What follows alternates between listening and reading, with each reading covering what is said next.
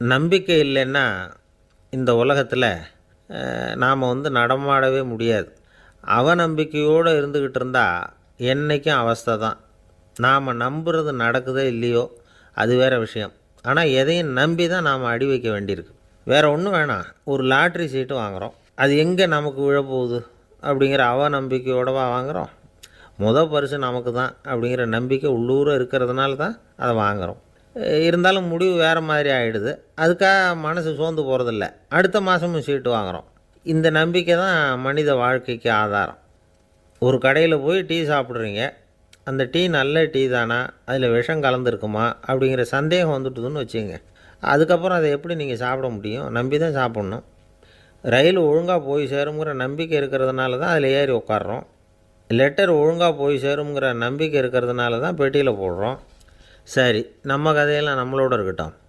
மனித நம்பிக்கை எந்த அளவுக்கு உறுதியாகவும் அறிவுபூர்வமாகவும் இருக்கணுங்கிறதுக்கு அலெக்சாண்டர் வாழ்க்கையில் நடந்த ஒரு சம்பவத்தை உதாரணமாக சொல்லலாம். இந்த உலகத்தையே ஜெயிக்கணும்னு புறப்பட்டார் அலெக்சாண்டர். ஒரு கட்டத்தில் அவர் சிட்னஸ் நதி கரைக்கு சேர்ந்தார். அந்த சமயத்தில் அவருக்கு கடுமையான நோய் வந்துட்டுது. அவர் கூடவே வந்திருந்த கிரேக்க வைத்தியர்கள் என்னென்னமோ முயற்சியெல்லாம் பண்ணி பார்த்தாங்க. இருந்தாலும் அலெக்சாண்டருக்கு வந்திருக்கிறது என்ன நோய்ங்கிறத அவங்களால கண்டுபிடிக்க முடியல. ஏன்னா அந்த பகுதியில் உள்ளவங்களுக்கு மட்டுமே அதிகமாக வரக்கூடிய ஒரு வினோதமான நோயாக இருந்தது அது. ஆனால் அவர் இருக்கிற இடம் எதிரியோட இடம், பாரசீக மன்னனோட ஆளுகைக்கு உட்பட்ட இடம். என்ன பண்ணுறது அப்படின்னு எல்லாரும் யோசனை பண்ணாங்க. பாரசீக மன்னனோட அரண்மனையில் இருக்கிற வைத்தியர் வந்தால் இந்த நோயை குணப்படுத்தி விடுவார் அப்படின்னு சொன்னாங்க. இருந்தாலும் எதிரியோட நாட்டில் இருக்கிற வைத்தியரை கூப்பிட்டு எப்படி நம்பி வைத்தியம் பார்க்க சொல்கிறது அப்படின்னு சொல்லி எல்லோரும் தயங்கினாங்க. ஆனால் அலெக்சாண்டர் தயங்கலை. பரவாயில்ல, அழைச்சிட்டு வாங்கன்னு விட்டார். உடனே அவரை போய் அழைச்சிட்டு வந்துட்டாங்க. அவர் வந்தார். அலெக்சாண்டர் உடம்பை பரிசோதனை பண்ணி பார்த்தார். சரி, இதை குணப்படுத்தி விடலாம், பயப்பட வேண்டியதில்லை. ஆனால் இதுக்கு ஒரு மூலிகை ரசம் தயார் பண்ணி கொடுக்கணும். நான் போய் அதை தயார் பண்ணிவிட்டு 2 நாளில் திரும்பி வந்துடுறேன் அப்படின்னு சொல்லிவிட்டு போனார் அந்த வைத்தியர். அதே மாதிரி 2 நாளில் திரும்பி வந்தார் மூலிகை ரசத்தோடு. இதுக்கு இடையில் அலெக்சாண்டரோட தளபதிகளில் ஒருத்தர் ரகசியமாக ஒரு எச்சரிக்கை கடிதம் கொடுத்து அனுப்பியிருக்கிறான். அதை வாங்கி என்ன விஷயம்னு பார்த்தார். இப்போ உங்ககிட்ட வந்திருக்கிற எதிரி நாட்டு வைத்தியரை நம்பாதீங்கோ, அவன் கொண்டுகிட்டு வந்திருக்கிற மூலிகை ரசத்தில் விஷம் கலந்துருக்குது அப்படின்னு அதில் எழுதியிருக்கு. அதை பார்த்தார் அலெக்சாண்டர். இருந்தாலும் கொஞ்சம் கூட அலட்டிக்கலை. வைத்தியர் கொடுத்த மருந்தை வாங்கி கடகடன்னு குடிச்சுட்டு அதுக்கப்புறம் அந்த கடிதத்தில் இருந்த விஷயத்தை அந்த வைத்தியர்கிட்ட சொன்னார். வைத்தியர் தகைச்சு போயிட்டார். தன் மேலே அலெக்சாண்டர் வச்சுருக்கிற நம்பிக்கையை பார்த்து அவருக்கு ரொம்ப வியப்பு. வைத்தியர் உண்மையிலேயே நல்ல மருந்து தான் கொண்டுகிட்டு கொடுத்துருக்கிறார், அதில் விஷம்லாம் எதுவும் கலக்கலை. அதுக்கப்புறம் அலெக்சாண்டர் அந்த வைத்தியரை பார்த்து சொன்னாராம், நம்பிக்கைங்கிற அச்சாணியை ஆதாரமாக வச்சுக்கிட்டு தான் இந்த உலகம் சுற்றிக்கிட்டு இருக்குது. எனக்கு எதிரியாக இருந்தாலும் பாரசீக மன்னர் ரொம்ப பெரியவர். அப்பேற்பட்ட மன்னருடைய அரண்மனை வைத்தியர் தொழில் நேர்மை இல்லாதவராக இருக்க மாட்டார். அப்படி இருந்தால் அவரை அரண்மனை வைத்தியராக வச்சிருக்கவே மாட்டாங்க அப்படின்னு நம்பினேன். என்னுடைய நம்பிக்கை வீண் போகலை அப்படின்னாராம். இதுதான் மானுட நம்பிக்கைங்கிறது. இந்த காலத்துலேயும் இது மாதிரி இந்த மானுட நம்பிக்கையை ரொம்பவும் சாமர்த்தியமாக கையாளுகிற கெட்டிக்காரங்க சில பேர் இருக்கிறாங்க. இந்த காலத்து குரு, அவருக்கு ஒரு சிஷ்யன். குரு முன்னாடி அந்த சிஷ்யன் ரொம்ப பணிவாக நின்று, குருவே, உங்கள் கையால் விஷத்தை கொடுத்தாலும் அதை வாங்கி மடமடன்னு குடிச்சிருவேன் அப்படின்னா. உன்னுடைய குரு பக்தியை மெச்சினேன் அப்படின்னார் குரு. அதுக்கு அந்த சிஷ்யன், அப்படி இல்லை குருவே, உங்கள்கிட்ட சிஷ்யனாக இருக்கிறத விட உங்கள் கையால் விஷத்தை வாங்கி குடிச்சு விட்றது ரொம்ப நல்லது, அதனால தான் அப்படி சொன்னேன் அப்படின்னா. ஒரு காலத்தில் பிரஷ்யா அப்படின்னு ஒரு தேசம் இருந்தது. இப்போ ஜெர்மனி இருக்குல்ல, இதோட பெரும்பகுதி ஒரு காலத்தில் பிரஷ்யாங்கிற பேரில் இருந்தது. அப்போ அதுக்கு அரசராக இருந்தவர் மகா ஃப்ரெடரிக், அதாவது ஃப்ரெடரிக் தி கிரேட் அப்படின்னு சொல்லுவாங்க. அந்த ராஜாவுக்கு ஒரு சந்தேகம், நாம் பல வகையான வரிகளை விதித்து வசூல் பண்ணுறோம், அப்படி பண்ணி வருமானம் குறைஞ்சிக்கிட்டே போகுதே, இதுக்கு என்ன காரணமாக இருக்கும்? இதுதான் அவருக்கு ஏற்பட்ட சந்தேகம். ஒரு சமயம் அந்த அரசர் தம்முடைய அமைச்சர்களையும் பிரபுக்களையும் தளபதிகளையும் கூப்பிட்டு ஒரு விருந்து வச்சார். விருந்து முடிஞ்சதும் அவங்கள பார்த்து இந்த சந்தேகத்தை கேட்டார். வரிகள் அதிகமாக விதித்து வருமானம் குறையறதுக்கு என்ன காரணம் அப்படின்னு கேட்டார். பல பேருக்கு இதுக்கு சரியாக பதில் சொல்ல தெரியல. அனுபவசாலியான ஒரு தளபதி எழுந்திருச்சார். அரசே, அது எப்படிங்கிறத இப்போ உங்களுக்கு காட்டுறேன்னார். உடனே ஒரு பெரிய பனிக்கட்டி ஒன்றை தன்னுடைய கையில் எடுத்தார். அதை அப்படியும் எப்படியும் திருப்பி பார்த்தார். அப்புறம் அடுத்தவர்கிட்ட கொடுத்தார். அவரும் அதை அப்படியும் இப்படியும் திருப்பி பார்த்துட்டு அடுத்தபடியாக இருந்தவர்கிட்ட கொடுத்தார். இப்படியே இதை ஒவ்வொருத்தராக பார்த்துட்டு ஒவ்வொரு கையாக மாறி கடைசியில் மன்னர் கைக்கு போய் சேர்ந்தது. மன்னர் கைக்கு அந்த பனிக்கட்டி போய் சேர்ந்தப்போ அது கொஞ்சம் கொஞ்சமாக உருகி ஒரு பட்டாணி கடலை சைஸுக்கு ஆகிட்டுது. மன்னர் யோசனை பண்ணார், வரி அதிகமாக போட்டாலும் வந்து சேர்றது குறைவாக இருக்கிறதுக்கு என்ன காரணம் அப்படிங்கிறது அவருக்கு புரிஞ்சு போச்சு. காலம்தான் மாறிக்கிட்டு இருக்கே தவிர இந்த கையூட்டு வாங்குகிற பழக்கம் மாறினதாக தெரியல. இன்னொரு ராஜா இருந்தார். அவர் தன்னுடைய ராஜாங்கத்தில் லஞ்ச ஊழலே சுத்தமாக இருக்கக்கூடாது அப்படின்னு நினச்சார். அவர்கிட்ட பல்வேறு துறைகளுக்கும் பொறுப்பாக இருந்த பல பேரும் ரொம்ப சுத்தமாகவும் நேர்மையாகவும் இருந்தாங்க. ஒரே ஒருத்தர் மட்டும் எல்லார்கிட்டையும் லஞ்சம் வாங்கிட்டே இருந்தார். அவரை வேறு துறைகளுக்கு மாற்றி பார்த்தாரு. அந்த ராஜா என்னென்னமோ பண்ணி பார்க்குறாரு. எந்த வேலையை கொடுத்தாலும் அதுலேயும் லஞ்சம் வாங்கிறதுக்கு ஒரு வழியை உண்டு பண்ணிக்குவார் அந்த ஆள். ராஜாவுக்கு இது ஒரு பெரிய தலைவலியாக போட்டுது. இவர் என்ன பண்ணுறது, இவருக்கு என்ன வேலையை கொடுக்கறது, கொஞ்சம் கூட லஞ்சம் வாங்கிறதுக்கு சான்ஸே இல்லாத ஒரு வேலையை கொடுக்கணும் அப்படின்னு திட்டம் போட்டார். ஒரு நாள் அவருக்கு அந்த உத்தரவும் போட்டுட்டார். அதாவது அவருக்கு என்ன வேலைன்னா, கடற்கரையில் தான் அவருக்கு ஆஃபீஸ். அங்கேயே இருந்துக்க வேண்டியது. தினமும் எத்தனை கடல் அலை கரையில் வந்து மோதுது அப்படிங்கிறத கணக்கு எடுத்து ராஜாவுக்கு தெரிவிக்க வேண்டியது. இதுதான் அவருக்கு வேலை. பேசாமல் அலையை எண்ணிட்டு உட்காந்துருக்கிட்டோம், அப்போவாவது அவர் லஞ்சம் வாங்குகிற சந்தர்ப்பம் இல்லாமல் போயிடும் அவருக்கு அப்படின்னு நினச்சார் ராஜா. இந்த ஆள் கடற்கரைக்கு போய் டியூட்டியில் ஜாயின் பண்ணிக்கிட்டார். ஒரே மாதத்தில் அங்கே சொந்தமாக ஒரு பிரம்மாண்டமான மாளிகை கட்டிவிட்டார். ராஜாவுக்கு இது பெரிய ஆச்சரியமாக போச்சு. அலையை என்ற வேலையில் அந்த ஆள் எப்படி பணம் சம்பாதிச்சார் அப்படின்னு விசாரித்து பார்த்தார் அக்கம் பக்கத்தில். அந்த ஆள் என்ன பண்ணியிருக்கிறாருன்னா, கடற்கரையில் போய் பொறுப்பை ஏற்றுக்கிட்ட உடனே அங்கே இருந்த மீனவர்கள்கிட்ட எல்லாம் இந்த கரையில் வந்து ஒரு நாளில் வந்து மோதுகிற அலைகள் எத்தனை அப்படின்னு கேட்டிருக்காரு. அது எப்படிங்க தெரியும்னு இருக்காங்க அவங்க. தினமும் அந்த எண்ணிக்கை தெரியணும். நம்ம ராஜாவுக்கு தினமும் அறிக்கை அனுப்பணும், டெய்லி ரிப்போர்ட்டு. தவறுனா நீங்கள் இந்த கடலில் போய் மீன் பிடிக்கிறதுக்கு ராஜாவோட அனுமதி கிடைக்காது அப்படின்ட்டுருக்கார். உடனே மீனவர்களும் பயந்து போட்டாங்க. கடலுக்கு போகிறதுக்கு அனுமதி இல்லைன்னா பட்டினி கிடக்கிறது மாதிரி ஆகிடுமே. மெதுவாக அந்த ஆளுகிட்ட போனாங்க. காதோட காதாக சொன்னாங்க, ஐயா, எங்களால் வந்து கடல் அலையை வந்து எண்ண முடியாது. தினமும் எங்களால் முடிஞ்சதை உங்களுக்கு பணமாக கொடுத்துட்றோம். நீங்கள் தான் ராஜா கிட்ட சிபாரிசு பண்ணி நாங்கள் தொடர்ந்து மீன் பிடிக்கிறதுக்கு அனுமதி வாங்கி கொடுக்கணும் அப்படின்னு வேண்டிக்கிட்டாங்க. பணம் தினமும் வந்து சேர ஆரம்பிச்சுட்டுது. பதவியில் மற்ற பதவியோட இந்த பதவி எவ்வளவோ மேல் அப்படின்னு நினச்சிட்டான் அந்த ஆள். அது மட்டும் இல்லை, தயவு பண்ணி என்னை இந்த இடத்த விட்டு மாற்றி விடாதீங்க சார் அப்படின்னு வேற கேட்க ஆரம்பிச்சிட்டானா. ஒரு ஊரில் ஒரு ராஜா இருந்தார். அவர் ஒரு பூனை வளர்த்தார். ரொம்ப செல்லமாக அவர் அந்த பூனையை வளர்த்தார். அவர் என்ன பண்ணுவார் தெரியுமா, இரவு நேரத்தில் அந்த பூனையோட தலையில் ஒரு விளக்கை வச்சுருவார். அந்த பூனை ரொம்ப ஜாக்கிரதையாக அந்த விளக்கு கீழே விழுந்துடாமல் பார்த்துக்கும். தலையை ஆட்டாமல் ரொம்ப நிதானமாக ராஜா பின்னாடி நடந்து போய்கிட்டே இருக்கும். அந்த விளக்கு வெளிச்சத்தில் எல்லா வேலைகளையும் செஞ்சுருவார். கையில் ஒரு விளக்கை தனியாக எடுத்துகிட்டு போக வேண்டிய அவசியமே இல்லை. விளக்கை தூக்கிட்டு போகிற வேலையை அந்த பூனை பார்த்துக்கும். அதனால் ராஜாவுக்கு அந்த பூனை மேலே ரொம்ப பிரியம். மந்திரிகளையெல்லாம் கூப்பிட்டு அவங்கக்கிட்ட சொல்லுவார், பார்த்தீங்களா இந்த பூனை எவ்வளவு விசுவாசமாக நடக்குது, என் பேரில் எவ்வளவு மரியாதை பார்த்தீங்களா அதுக்கு அப்படிம்பார். இதை கேட்டுவிட்டு அங்கேருந்து அமைச்சர்களில் ஒருத்தர் சொன்னார், மன்னா நீங்கள் சொல்கிறது சரிதான், இருந்தாலும் இந்த பூனையோட விசுவாசத்தை நாம் கொஞ்சம் சோதித்து பார்க்க வேண்டியிருக்கு அப்படின்னாராம். சரி, உங்கள் ஆசையை ஏன் கெடுக்கணும், நல்லா சோதித்து பாருங்கள் அப்படின்னு சொல்லிவிட்டார் ராஜா. உடனே அந்த அமைச்சர் என்ன பண்ணார் தெரியுமா, எங்கேயோ புறப்பட்டு போனார். ஒரு 5-6 எலிகளை பிடிச்சிக்கிட்டு வந்தார். அரண்மனையில் ராஜா ஏதோ வேலை பார்த்துக்கிட்டு இருக்கிறாரு. பக்கத்தில் அந்த பூனை ரொம்ப பணிவாக நின்றுக்கிட்டு இருக்குது. அது தலையில் விளக்கு எரிஞ்சிக்கிட்டு இருக்கு. அமைச்சர் தான் பிடிச்சிக்கிட்டு வந்த எலிகளை அந்த பூனை பார்வையில் படுறது மாதிரி எதிரில் விட்டார். அந்த எலிகள்லாம் அங்கேயும் இங்கேயும் ஓட ஆரம்பிச்சிது. அதை பார்த்தது பூனை, அவ்வளவுதான். தலையில் இருக்கிற விளக்கை பற்றியும் கவலைப்படலை, ராஜாவை பற்றியும் கவலைப்படலை. ஒரே பாய்ச்சலாக பாஞ்சு எலிகளை துரத்த ஆரம்பிச்சுட்டுது. தலையில் இருந்த விளக்கு எங்கேயோ போய் விழுந்தது, அணைஞ்சு போச்சு. இருட்டில் ராஜா தடுமாற ஆரம்பிச்சுட்டார். இந்த சமயத்தில் அந்த அமைச்சர் மறுபடியும் விளக்கை ஏற்றினார். வெளிச்சம் வந்தது.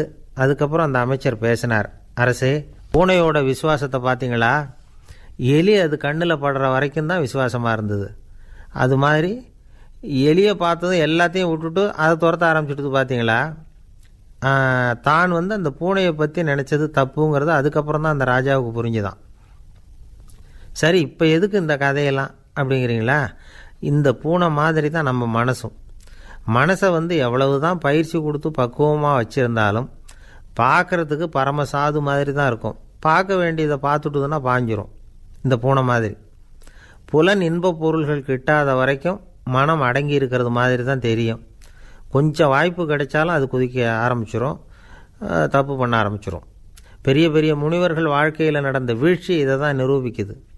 புலன்களின் ஆற்றல் அதிகம், அதனால் மனக்கட்டுப்பாடு பயிற்சிகளில் ரொம்ப எச்சரிக்கையாக இருக்கணுங்கிறார் சுவாமி சிவானந்தர். மது பழக்கத்தையே விட்டுவிட்டேன்னு உறுதியாக இருப்பான். கடை கண்ணில் பட்டுவிட்டதுன்னா கால் அவனை கேட்காமலே இழுத்துக்கிட்டு உள்ளே போயிடும். இதுதான் மனசுங்கிறது. அதுதான் அந்த ராஜா வளர்த்த பூனை. நம்மால் ஒருத்தன் அந்த ராஜா பூனை தலையில் விளக்க வச்சது மாதிரி இவன் தன்னுடைய தலையிலேயே ஒரு விளக்கை ஏற்றி வச்சுக்கிட்டு என்னத்தையும் தேட ஆரம்பித்தான். தேடிக்கிட்டு இருக்கிறான். தலையை ஆட்டாமல் நிதானமாக நடந்து ரொம்ப நேரமாக தேடிகிட்டு இருக்கிறான். அந்த சமயம் அங்கே வந்த ஒருத்தர் என்னத்தை தேடுறீங்கன்னு கேட்டார். அதுதான் மறந்து போச்சு அப்படின்னு இழுத்தான். சரி, கொஞ்சம் இப்படி உட்காருங்க, ஞாபகம் வந்ததும் தேட ஆரம்பிக்கலாம் அப்படின்னார் அவர். இவன் கொஞ்ச நேரம் உட்காந்து யோசித்தான். அப்புறம் திடீர்னு எழுந்திரிச்சான். ஞாபகம் வந்துட்டுதுன்னா. என்னன்னு கேட்டார். எங்கள் வீட்டில் இருந்த விளக்கை எங்கே வச்சேன்னு தெரியல, அதை தான் தேடிக்கிட்டு இருக்கிறேன், ஏற்றி வைக்கலாம்னு பார்க்குறேன் அப்படின்னா. ஒரு ராஜா இருந்தார். நாடு பூராவும் நிறைய மரங்களை நட்டு வளர்க்கணுங்கிறது அவரோட ஆசை. தானே அதுக்கு முன்மாதிரியாக இருக்கணும்னு நினச்சார். அரண்மனையை சுற்றி மரங்களை நட்டு வளர்த்தார். இதை பார்த்துட்டு ஜனங்களும் அவங்கவுங்க வீட்டை சுற்றி மரக்கன்றுகளை நட்டு வளர்த்தாங்க. கொஞ்ச காலத்தில் ஊர் பூரா பசுமையாக மாறிச்சு. எல்லாருக்கும் சந்தோஷமாக இருந்தது. இது ஒரு பக்கம் இருக்கட்டும். இப்போ நான் சொல்ல போகிற கதை வேறு. அதாவது அந்த ராஜா ஒரு நாள் தன்னுடைய அரண்மனையை சுற்றி இருக்கிற விதவிதமான மரங்களை எல்லாம் போய் பார்த்தார். எப்படி இருக்கிறீங்க அப்படின்னு ஒவ்வொரு மரத்துக்கிட்டையும் விசாரித்தாராம். எந்த மரமும் சந்தோஷமாக இருக்கிறதா தெரியல. அதுக்கும் மனசில் ஒரு குறை.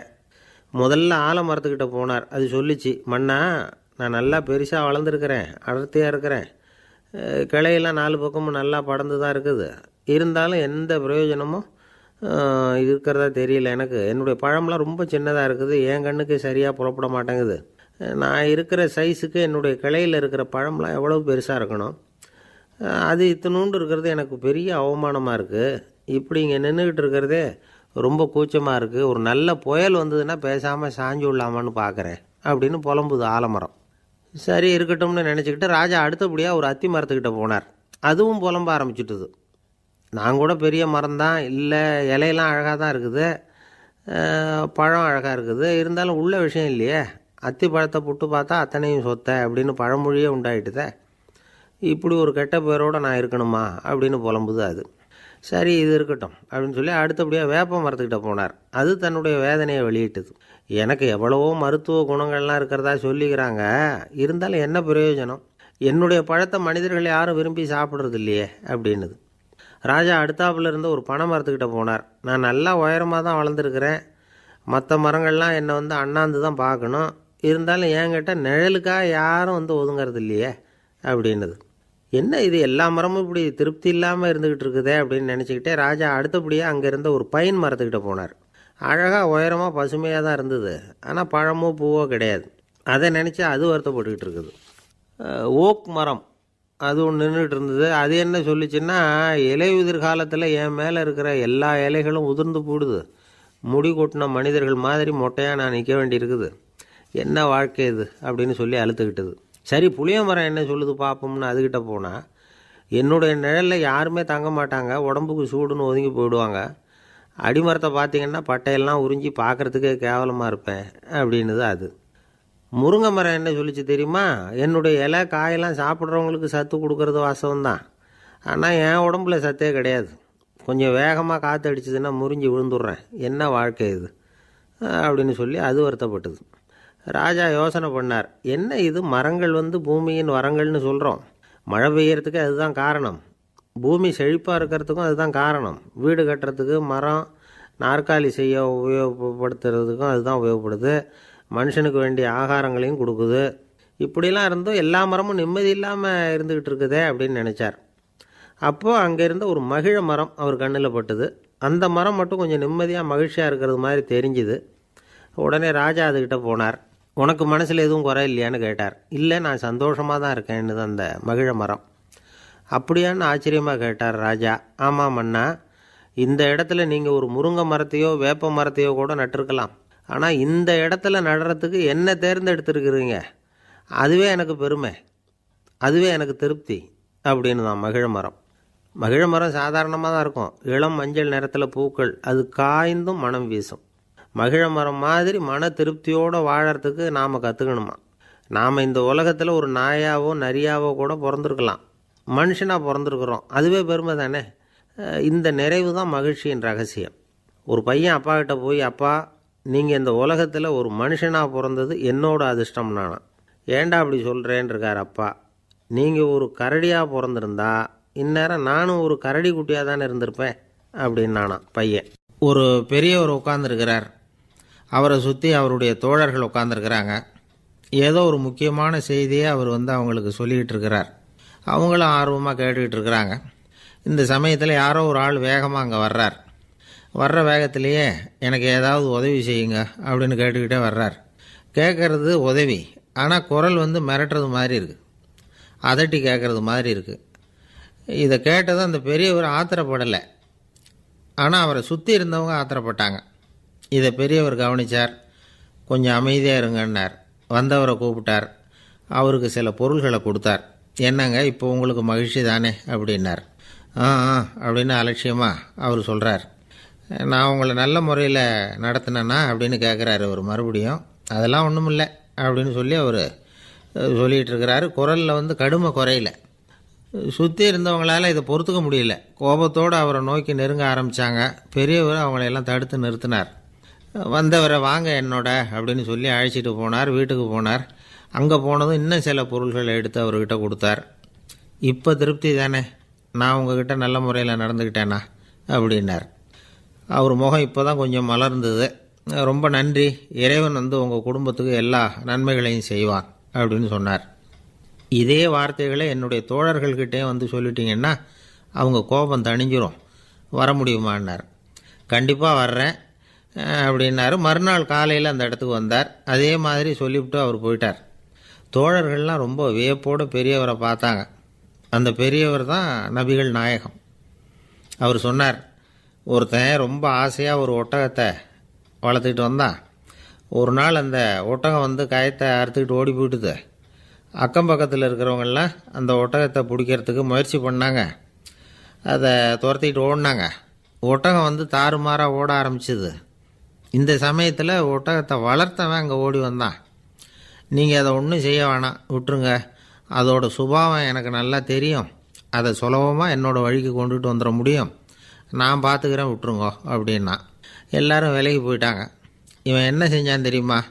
கொஞ்சம் புல்லை கையில் எடுத்துக்கிட்டு அந்த ஒட்டகத்தை நெருங்கினான். அவ்வளவுதான். அது ஓடி இவன் காலடியில் உட்காந்துக்கிட்டது. செல்லமாக அதை அப்படியே தடவி கொடுத்தான். முதுகில் ஏறி உட்காந்துக்கிட்டான். அது பாட்டுக்கு சாதுவாக நடந்து போகுது.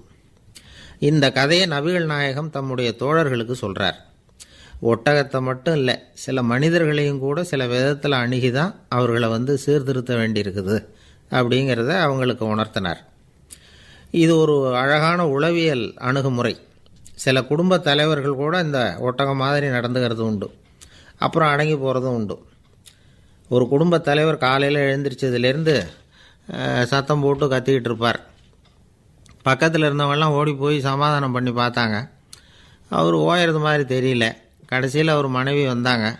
நீங்கள் எல்லாம் விலகி போயிடுங்க, அவர் சுபாவம் எனக்கு தெரியும், நான் பார்த்துக்கிறேன் அப்படின்னாங்க. சரின்னு எல்லோரும் போயிட்டாங்க. சாயந்தரமாக பார்க்குறாங்க, அவர் சத்தம் இல்லாமல் ஒரு மூலையில் உட்காந்துருக்கிறார். ரொம்ப சாதுவா. ஆச்சரியமாக இருந்தது. என்னம்மா பண்ணீங்கன்னு கேட்டாங்க. அது ஒன்றும் இல்லைங்க, ஒரு வேளை சாப்பாட்டை நிறுத்தினேன், பட்னி போட்டேன், அவ்வளவுதான் அப்படின்னாங்க அந்த அம்மா. ஒரு ராஜா ஊரெல்லாம் சுற்றி பார்த்துட்டு வரலாம்னு ஒரு நாள் புறப்பட்டு போனார். ஒரு இடத்துல தறி நெசவு வேலை ரொம்ப மும்முரமாக நடந்துக்கிட்டு இருந்தது. ஒரு பெரியவர் தறியால் நெசவு வேலை செஞ்சுக்கிட்டு இருந்தார். பக்கத்தில் ஒரு அழகான பொண்ணு உட்காந்து நூலை சுற்றிக்கிட்டு இருக்குது. ராஜா அந்த பெரியவரை பார்த்து யார் இந்த பொண்ணுன்னு விசாரித்தார். ராஜா அப்படி கேட்டதும் அவருக்கு ரொம்ப பெருமையாக போயிட்டுது. ஏன்னா உட்காந்துருந்தது அவரோட மகள். அரசே, இது என்னுடைய மகள், இவ வேகமாக நூல் திரிக்கக்கூடியவள், வைக்கோல் எடுத்து இவ திரிச்சா கூட அது எல்லாம் பவுனழையாக வெளியில் வரும் அப்படின்னு ஒரு ராசி இவளுக்கு அப்படின்னு ரொம்ப பெருமையாக ராஜா கிட்ட சொன்னார். ராஜா இதை கேட்டதும் அசந்துட்டார். அப்படியா, இவ்வளவு அழகும் சாமர்த்தியமும் உள்ள இந்த பொண்ணு என்னோட வரட்டுமே, இவளை என் மருமகளாக ஆக்கிக்கிறேன் அப்படின்னார் ராஜா. அந்த பெரியவருக்கு ஒன்றும் புரியல. ஏதோ கொஞ்சம் பெருமையாக சொல்ல போவ அது இப்படி ஆகிட்டுதே அப்படின்னு கவலைப்பட்டார். இருந்தாலும் ராஜா பேச்ச தட்ட முடியுமா, மகளை அனுப்பி வச்சுட்டார். ராஜா அந்த பொண்ணை அரண்மனைக்கு அழைச்சிட்டு வந்தார். அங்கே ஒரு அறையில் வச்சு பூட்டி விட்டார். அந்த ரூமு நிறைய வைக்கோலை கொண்டாந்து போட்டு அடைச்சாங்க. 3 ராட்டைகள் வேறு வச்சுருந்தாங்க. நாளைக்கு பொழுது விடியறதுக்குள்ளே நீ இந்த வைக்கோலையெல்லாம் தங்க இழைகளாக மாற்றி காட்டணும். நாளைக்கு காலம்புறம் வந்து நான் இந்த அறை கதவை திறப்பேன். உன் தகப்பன் சொன்னது மாதிரி எல்லாம் தங்கமாக மாறி இருக்கணும், இல்லைன்னா நீ உயிர் தப்ப முடியாது அப்படின்னு உத்தரவு போட்டார். பாவம் அந்த பொண்ணு என்ன பண்ணும், பகல் பூரா அழுதுகிட்டே உட்காந்துருக்குது. ராத்திரி பூராவும் தூக்கம் வரல. மறுநாள் அதிகாலை நேரத்தில் யாரோ கதவை தட்டுற சத்தம் கேட்டுது. பயந்துக்கிட்டே கதவை திறக்கிறா. திறந்து பார்த்தா வெளியில் 3 அவலட்சணமான பெண்கள். ஒருத்திக்கு வந்து கால் அகலமாக முறை மாதிரி இருக்குது, இன்னொருத்திக்கு கட்டை விரல் கரண்டி மாதிரி பெருசாக இருக்குது, 3ஆவது பொண்ணுக்கு உதடு தடித்து ரப்பர் மாதிரி தொங்கிக்கிட்டு இருக்கு. யார் நீங்கள், உங்களுக்கு என்ன வேணும் அப்படின்னு கேட்குது இந்த பொண்ணு. நாங்கள் உங்களுக்கு உதவி செய்கிறதுக்கு தான் வந்திருக்கிறோம் அப்படின்னு சொல்லி உள்ளே வந்தாங்க. உட்காந்தாங்க. கொஞ்ச நேரத்துக்குள்ளே உள்ளே இருந்த வைக்கோலையெல்லாம் தங்க இழைகளாக மாற்றி கொடுத்துட்டு போயிட்டாங்க. காலையில் ராஜா வந்தார், பார்த்தார். ஆகா பேஷுனார். இன்னும் கொஞ்சம் வைக்கோலை கொண்டாந்து அந்த ரூமில் போட சொன்னார். இந்த வைக்கோலையும் இன்றைக்கி தங்கமாக மாற்றி விடு, நாளைக்கு மறுநாள் உனக்கும் இளவரசனுக்கும் கல்யாணம்னு சொல்லிவிட்டார். இன்றைக்கி ராத்திரி அந்த 3 பொண்ணுங்களும் வந்தாங்க. வைக்கோலை பொண்ணு இழைகளாக மாற்றினாங்க, புறப்பட்டாங்க. இந்த பொண்ணு அவங்க காலில் விழுந்து வணங்கினா. என் உசுரை காப்பாற்றினீங்க, உங்களுக்கு நான் என்ன கைமாறு செய்ய போகிறேன் அப்படின்னா. பயப்படாத, நீ விரும்பினா எங்களுக்கு ஒரு உதவி செய்யலாம். உன்னுடைய கல்யாணத்துக்கு நாங்கள் 3 பேரும் வரோம். நீ எங்களை வந்து வரவேற்று ராஜாக்கிட்டேயும் இளவரசர்கிட்டையும் நாங்கள் வந்து உன்னோட பெரியப்பா பொண்ணுங்கன்னு சொல்லி அறிமுகப்படுத்தி வை, நாங்கள் விருந்து சாப்பிட்டுட்டு போயிடுறோம் அப்படின்னாங்க. ரொம்பவும் சந்தோஷமாக சரின்னு ஒத்துக்கிட்டா. கல்யாண நாள் வந்தது. கல்யாணம் ரொம்ப கோலாகலமாக நடந்துக்கிட்டு இருக்கு. எல்லா தேசத்து ராஜா ராணிகளும் வந்துக்கிட்டு இருக்கிறாங்க. அந்த 3 அவலட்சணமான பொண்ணுங்களும் வந்து சேர்ந்தாங்க. யார் இவங்கன்னு கேட்டார் ராஜா. என் பெரியப்பா பொண்ணுங்க அப்படின்னா அந்த பொண்ணு. காலும் உதடும் கட்டை விரலும் ஏன் இப்படி உங்களுக்கு அவலட்சணமாக ஆயிட்டுது அப்படின்னு கேட்டார். அதுக்கு அந்த பொண்ணுங்க பதில் சொன்னாங்க. என்ன செய்கிறது, ஓயாமல் வைக்கோலை நூற்று ஒருத்தியோட கட்டை விரல் அப்படி கரண்டி மாதிரி ஆயிட்டுது. நாக்கில் தொட்டு தொட்டு திரிச்சதுனால ஒருத்தியோட உதடு அப்படி ஆயிட்டுது. காலால் கட்டையை அழுத்தி அழுத்தி தறி போட்டதுனால இன்னொருத்தையோட கால் அப்படி ஆயிட்டுது. உங்கள் மருமகளாக வந்திருக்கிற இந்த பொண்ணு அந்த 3ஐயுமே செய்ய தெரிஞ்சவ தான். என்ன ஆக போதோ இன்னும் கொஞ்ச நாளில் அப்படின்னாங்க. அவ்வளவுதான். ராஜா பயந்துட்டார். அம்மா, இன்னையிலேருந்து நீ இளவரசனின் மனைவி. நீ எப்பவும் அழகாக இருக்கணும். அதனால் நீ இனிமேல் வைக்கோலை திரிக்கவே கூடாது அப்படின்னு உத்தரவு போட்டார். அவளை இக்கட்டான சூழ்நிலையிலிருந்து காப்பாற்றின அந்த 3 பொண்ணுங்களும் சந்தோஷமாக திரும்பி போயிட்டாங்களாம். சுவாமி சின்மயானந்தர் இந்த கதையை சொல்லியிருக்கிறார். தன்னலம் மறந்து சுயலாபத்தை வந்து தியாகம் செய்கிறது வைக்கோல்ல இருந்து தங்க இழையை நூக்கிறது மாதிரி அப்படிங்கிறார் அவர். அது இருக்கட்டும், இப்போ நம்ம கதைக்கு வருவோம். ஒரு ராஜா தன்னோட மகனுக்கு சுயவரம் நடத்தினார். எல்லா தேசத்திலிருந்தும் ராஜகுமாரர்கள் வந்திருந்தாங்க. ராஜகுமாரியை கல்யாணம் பண்ணிக்கலாம்ங்கிற ஆசையில் சுயம்பர மண்டபத்திலேருந்து எல்லா ராஜகுமாரர்களும் அலறி அடிச்சுக்கிட்டு வெளியில் ஓடி வந்துக்கிட்டு இருக்கிறாங்களாம். ஏன் அப்படி எல்லாரும் மிரண்டு போய் ஓடி வர்றாங்கன்னு கேட்டார் ஒருத்தர். அதுக்கு இன்னொருத்தர் விவரம் சொன்னார். ராஜகுமாரியை இன்றைக்கி தான் அவங்க நேரில் பார்த்தாங்களாம், அதுதான் அப்படி ஓடி வந்துக்கிட்டு இருக்கிறாங்க அப்படின்னார். ஒரு ஜென் துறவி, அவருக்கு ரொம்ப வயசாகிட்டுது. கடைசி காலம். நண்பர்களெல்லாம் கூப்பிட்டார். நண்பர்களே, நான் வந்து வித்தியாசமான முறையில் சாகணும்னு ஆசைப்படுறேன், அதுக்கு ஏதாவது யோசனை சொல்லுங்களேன் அப்படின்னு கேட்டாராம். நண்பர்கள் சிரித்தாங்க. என்ன பேச்சு பேசுகிறீங்க, சாவறதுங்கிறது என்ன விளையாட்டுத்தனமான காரியமா அப்படின்னு கேட்டிருக்காங்க. அந்த துறவி கொஞ்ச நேரம் யோசனை பண்ணார். அப்புறம் கேட்டாராம், இது வரைக்கும் யாராவது நடந்துக்கிட்டே இறந்துருக்குறாங்களா அப்படின்னாராம். எல்லாரும் இல்லைன்னாங்களாம். ஒருத்தர் மட்டும் சொல்லியிருக்கார். அப்படியும் ஒருத்தர் இறந்துருக்கிறதாக ஒரு கதையில் படிச்சிருக்கிறேன். ஒரு ஞானியால் தான் அப்படியெல்லாம் செய்ய முடியும் அப்படின்னு அவர் சொன்னாராம். சரி, அப்படின்னா அந்த முறை நமக்கு வேணாம். நின்றுக்கிட்டே யாராவது உயிரை விட்டுருக்காங்களா அப்படின்னு விசாரித்தாராம். அப்படியும் ஒருத்தர் இறந்துருக்கிறார் அப்படின்னாங்களாம். மறுபடியும் அந்த துறவி யோசனை பண்ணியிருக்கிறார்.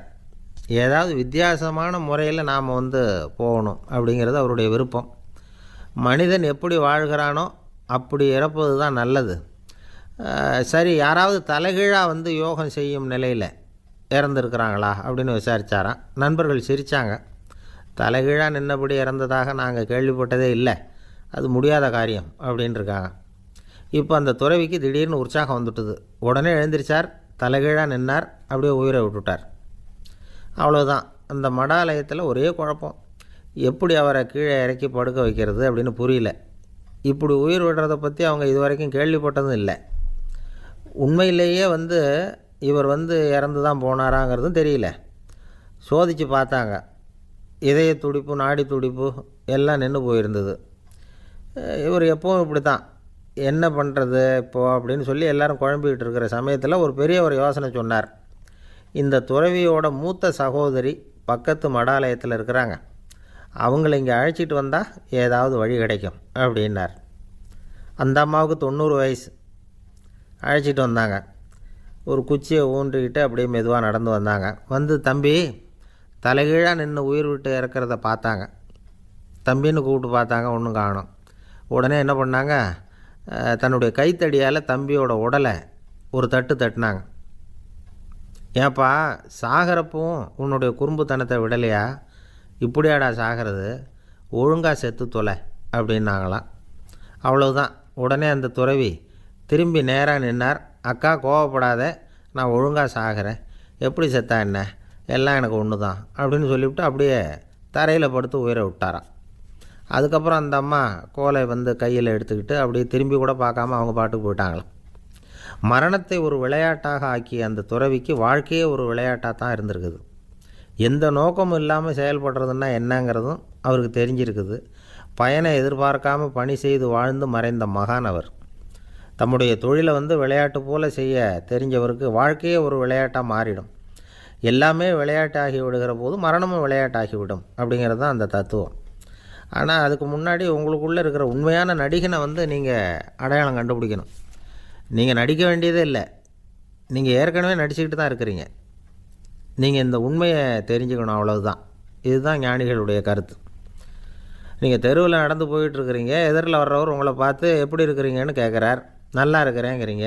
உண்மையிலேயே நாம் நல்லா இருக்க மாட்டோம், ஏதாவது உடம்புல கோளாறு இருக்கும். ஆனால் அப்படி சொல்லுவோம், நல்லா இருக்கிறேன் அப்படின்னு. அது நடிப்பு தானே. உங்களை சந்தித்ததில் ரொம்ப மகிழ்ச்சி அப்படின்னு சொல்கிறோம். உடனே கொஞ்சம் நிதானமாக யோசித்து பாருங்கள், உண்மையிலேயே உங்கள் மனசு மகிழ்ச்சி அடைஞ்சுட்டுதா? அது நடிப்பு தானே. வாழ்க்கையை சரியாக புரிஞ்சுக்கிட்டால் எல்லாமே நடிப்புங்கிறது புரியும். கல்யாண பத்திரிக்கை அனுப்பியிருந்தேனே, ஏன்டா வரலன்னு கேட்டான் ஒருத்தன். வந்திருந்தேனே அப்படின்னானா இவன். டேய், ஏன்டா போய் சொல்கிற, நான் பத்திரிக்கையே உனக்கு அனுப்பலையே அப்படின்ட்டுருக்கான் அவன். அதுக்கு இவன் சொன்னானா, பத்திரிக்கை அனுப்புனேன்னு நீ போய் சொல்கிறப்போ கல்யாணத்துக்கு வந்தேன்னு நான் போய் சொல்லக்கூடாதா அப்படின்னானா. ஒரு பெரிய பியானோ கலைஞர் வியன்னாவில் இருந்தார். ரொம்ப புகழ்பெற்ற இசை கலைஞர் அவர்.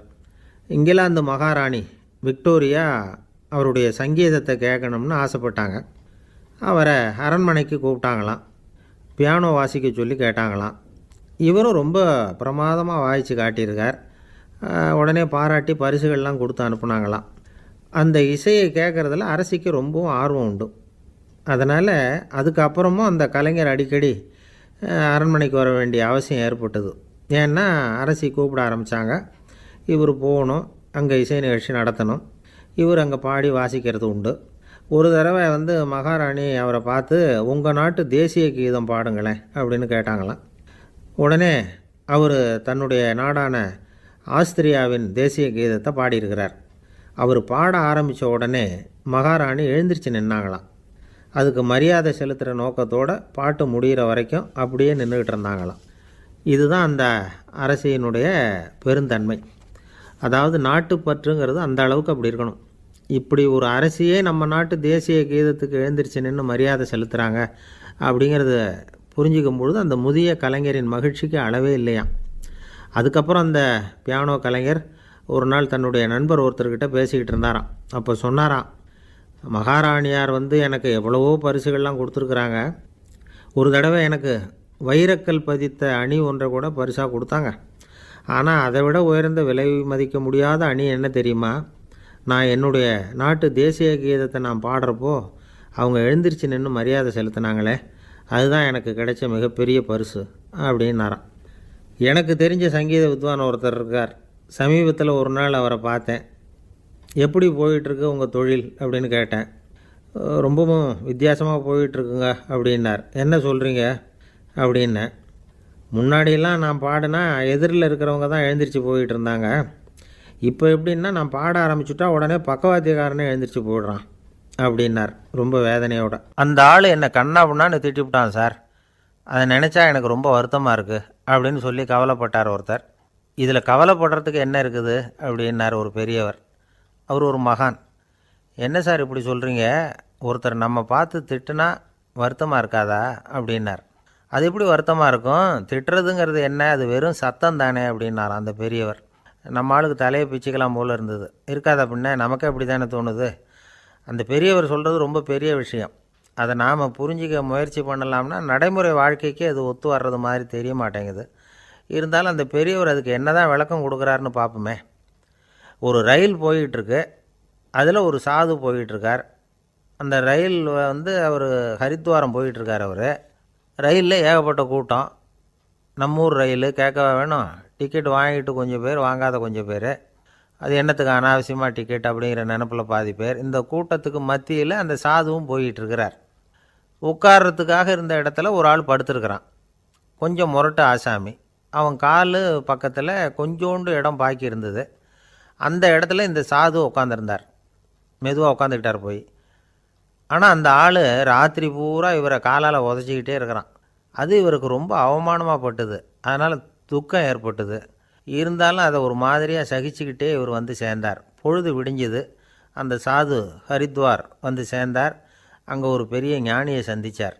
ராத்திரி ரயிலில் அந்த ஆள் உதைச்சதையும் அதனால் தனக்கு ஏற்பட்ட துக்கத்தையும் இந்த சாது அந்த ஞானிகிட்ட சொன்னார். சொல்லிவிட்டு, ஏன் சுவாமி, எனக்கு துக்கம் ஏற்பட்டதே அது தப்பா அப்படின்னு கேட்டார். தவறு தான்னார் அந்த ஞானி. உனக்கு இன்னமும் தேக அபிமானம் போகலைங்கிறது தான் அது காட்டுது. அஷ்டாவக்கிரர் என்ன சொல்கிறார் தெரியுமா? உண்மையான ஞானி யாராவது தன்னை வந்தனை செய்தால் அதற்காக சந்தோஷப்பட மாட்டார், யாராவது நிந்தனை செய்தால் அதற்காக வருத்தப்பட மாட்டார் அப்படின்னு சொல்கிறார். நிந்தனைங்கிறது ஒரு ஒலி தான். தேகாபிமானம் இருக்கிற வரைக்கும் இந்த ஒலி நம்மளை வேதனைப்படுத்தும். நான் தேகம் இல்லை, ஆத்மா அப்படிங்கிற நினைவு இருந்தால் இந்த ஒலி நம்மளை பாதிக்காது. மனு என்ன சொல்கிறார் தெரியுமா? ஒரு சாதகன் பாராட்டுதலை விஷம்னு நினச்சி பயப்படணும், அவமானத்தை அமிர்தம்னு நினச்சி சந்தோஷப்படணுங்கிறார். அவமானப்பட்டால் கவலைப்படாமல் எப்படி இருக்க முடியும் அப்படின்னு தான் நமக்கு தோணும். அதனால தான் நம்மளில் யாரும் இதுக்கு உதாரணமாக யாரையும் காட்ட முடியல. புத்தரையும் கபீரையும் உதாரணமாக காட்டுறாங்க. அவங்களுக்கெல்லாம் அவமானம் ஏற்பட்டப்போ கவலையே படலையாம். புத்தரை அவமானப்படுத்தணுங்கிறதுக்காக கௌசாம்பி ராணி ஒரு இளம் பெண்ணை கொலை பண்ணி சடலத்தை புத்தர் குடிசைக்கு முன்னாடி போட சொன்னார். போட்டாங்க. புத்தர் தான் அந்த பொண்ணை கெடுத்து கொலை பண்ணிவிட்டார்னு எல்லாரும் நினச்சாங்க. ஆனால் புத்தர் இதை பற்றி கவலையே படலை. அப்புறமா உண்மை தெரிஞ்சதும் புத்தர் புகழ் இன்னும் அதிகமாயிட்டுது. ஒரு பெரிய சபையில் ஒரு மோசமான பொண்ணு நுழைஞ்சி தனக்கும் கபீருக்கும் சம்பந்தம் உண்டுன்னு சொன்னான். கபீர் கவலைப்படலை. அவங்க மாதிரியெல்லாம் நாமளும் இருக்க கற்றுக்கணும். நிந்தனை, அபகீர்த்தி, அவமானம் எல்லாம் ஆண்டவன் கொடுக்குற பிரசாதம்னு நினைக்கணும் அப்படின்னு சொல்கிறார் அந்த ஞானி. இதை கேட்ட இந்த காலத்து ஆசாமி ஒருத்தர், நான் கூட அப்படி தான் சார், யாராவது அவமானப்படுத்தினா கவலைப்பட மாட்டேன். நேற்று கூட ஒருத்தர் என்ன பலார்னு அரைஞ்சுட்டார், நான் கொஞ்சம் கூட கவலைப்படலை, பேசாமல் வந்துட்டேன்னார். ஏன் அப்படி வந்துட்டீங்க அப்படின்னேன். அவர் அரைஞ்சதுலேயும் ஒரு அர்த்தம் இருந்தது, அதனால தான் அப்படி வந்துட்டேன்னார். ஏன் அரைஞ்சாருன்னு கேட்டேன். 10 வருஷத்துக்கு முன்னாடி 15 ரூபா அவர்கிட்ட கடன் வாங்கினேன், அதை கேட்டு கேட்டு பார்த்துட்டு கடைசியாக தான் அரைஞ்சார் அப்படின்னார். ஆண்டவனுடைய பிரசாதம் இவருக்கு அடிக்கடி கிடைக்கும் போல இருக்குது. ஆசைப்படுறதில் தப்பு இல்லை, ஆனால் அந்த ஆசை தேவைக்கு தகுந்த மாதிரி இருக்கணும். தேவைக்கு மீறிய ஆசைகள் இருக்குது பாருங்கள், அது தேவையில்லை. இந்த கருத்தை வலியுறுத்தது மாதிரி ஒரு கதை உண்டு. தேவேந்திரனுக்கு திடீர்னு வீடு கட்டணும்னு ஒரு ஆசை வந்து தான். வீடுன்னா நாம் கட்டுற மாதிரி இல்லை. தேவேந்திரன் வீடுன்னா சும்மாவா? ஒரு பிரம்மாண்டமான அரண்மனை கட்டணும். அது மாதிரி இந்த 3 லோகத்துலேயும் ஒரு அரண்மனை கிடையாது அப்படின்னு எல்லாரும் சொல்லணும். இது அவனோட ஆசை. உடனே தேவ தச்சரான விஸ்வகர்மாவை கூப்பிட்டான், உத்தரவு போட்டான். விஸ்வகர்மா தன்னுடைய உதவியாளர்களை எல்லாம் கூப்பிட்டு ஒன்றா சேர்த்துக்கிட்டார். படாத பாடுபட்டு ஒரு பெரிய அரண்மனையை கட்டி முடித்தார். கட்டி முடிக்க 1000 வருஷம் ஆச்சு. தேவேந்திரன் வந்து பார்க்குறான். அவனுக்கு திருப்தி ஏற்படலை. என்னுடைய அந்தஸ்துக்கு இது ரொம்ப சாதாரணமான கட்டிடம், இதை விட இன்னும் பெருசாக கட்டு அப்படின்னா. தேவ தச்சர் திணறி போயிட்டார். அவரால் அதுக்கு மேலே எதுவும் செய்ய முடியல. என்ன பண்ணுறதுன்னு யோசனை பண்ணார். நேராக நாரதர் காலில் போய் விழுந்தார். நீங்கள் தான் என்னை இந்த பிரச்சனையிலேருந்து காப்பாற்றணும்னார். நாரதர் யோசனை பண்ணார். சரி, கவலைப்படாதேன்னார். நேராக இந்திரன்கிட்ட போனார். இந்திரன் வந்து நாரதரை பார்த்த உடனே வாங்கன்னு கூட்டிகிட்டு போய் அரண்மனையை காட்டினான். இது மாதிரி ஒரு அரண்மனையை நீங்கள் வேறு எங்கேயாவது பார்த்துருக்குறீங்களா அப்படின்னு ரொம்ப பெருமையாக கேட்டான். நான் பார்த்ததில்லை, ஆனால் என்னை விட வயசில் மூத்தவர் மகரிஷி லோமேசர், அவர் ஒரு வேளை பார்த்துருக்கிறாரா என்னமோ அப்படின்னார். உடனே அவரை மனசில் நினச்சி தியானம் பண்ணினார். அடுத்த கணம் லோமேசர் அங்கே வந்தார். இடையில் ஒரு சின்ன துண்டு, கையில் ஒரு கமண்டலம், தலையில் ஒரு பாய், அவ்வளவுதான் அவர்கிட்ட இருந்தது. எதுக்காக தலையில் எந்த பாய் அப்படின்னு கேட்டான் இந்திரன். என்ன மாதிரி அற்ப ஆயுள் உள்ள ஒரு ஜீவன் தனியாக வீடு கட்டிக்கிட்டு திண்டாடணுமா? இந்த பாய் தான் ஒரு வீடு மாதிரி எனக்கு நிழல் கொடுக்குது அப்படின்னார் அவர். என்னது, உங்களுக்கு வந்து அவ்வளவு கொஞ்சமான ஆயுளா அப்படின்னு ஆச்சரியத்தோடு கேட்டான் இந்திரன். ஆமாம், இதை பாரு, என்னுடைய மார்பில் ஒரு பொற்காசு அளவுக்கு ரோமம் உதிர்ந்துட்டுது. எப்போ என் உடம்புல உள்ள எல்லா ரோமமும் உதிர்ந்துருமோ அப்போ என்னுடைய ஆயுள் முடியும் அப்படின்னார். எப்போ அந்த ரோமங்கள் பூரா உதிரும்னு கேட்டான் இவன். ஒரு பிரம்மா மறைஞ்சதும் ஒரு ரோமம் உதிரும். என் உடம்புல உள்ள ரோமங்களின் எண்ணிக்கை எவ்வளவோ அவ்வளவு பிரம்மாக்கள் தோன்றி அவங்க ஆயுள் முடியும் பொழுது என் உடம்புல உள்ள ரோமங்கள் பூரா உதிரும் அப்படின்னார். அப்படின்னா ஒரு பிரம்மாவோட ஆயுள் எவ்வளவு காலம்னு கேட்டான். ஒரு பிரம்மாவுக்கு 100 தேவ வருஷம். ஒவ்வொரு தேவ வருஷத்துக்கும் 365 தேவ நாள். ஒவ்வொரு தேவ நாள்லேயும் ஒன்றை மாதிரி 14 இந்திரர்கள் தோன்றி மறைகிறாங்க அப்படின்னு மகரிஷி லோமேசர் சொல்கிறார். இதை கேட்டதும் இந்திரன் ஆடி போயிட்டான். அவ்வளவு ஆயுள் உள்ள இவரே அற்ப ஆயுள்னு சொல்கிறார். நான் என்னுடைய ஆயுளை பெருசாக நினச்சிக்கிட்டு பிரம்மாண்டமான அரண்மனை கட்டணும்னு ஆசைப்படுறேனே அப்படின்னு நினச்சான். எனக்கு வீடு கட்டின வரைக்கும் போதும்னு விட்டான். அதனால் நாமெல்லாம் நம்முடைய தேவைக்கு தகுந்த மாதிரி ஆசைப்படுறது தான் நியாயம். ஆனால் அப்படியே நடந்துக்கிறோம். மனுஷன் வந்து கடவுளையே ஏமாற்றி காசு வாங்கிறதுக்குள்ள ஆசைப்படுறான்.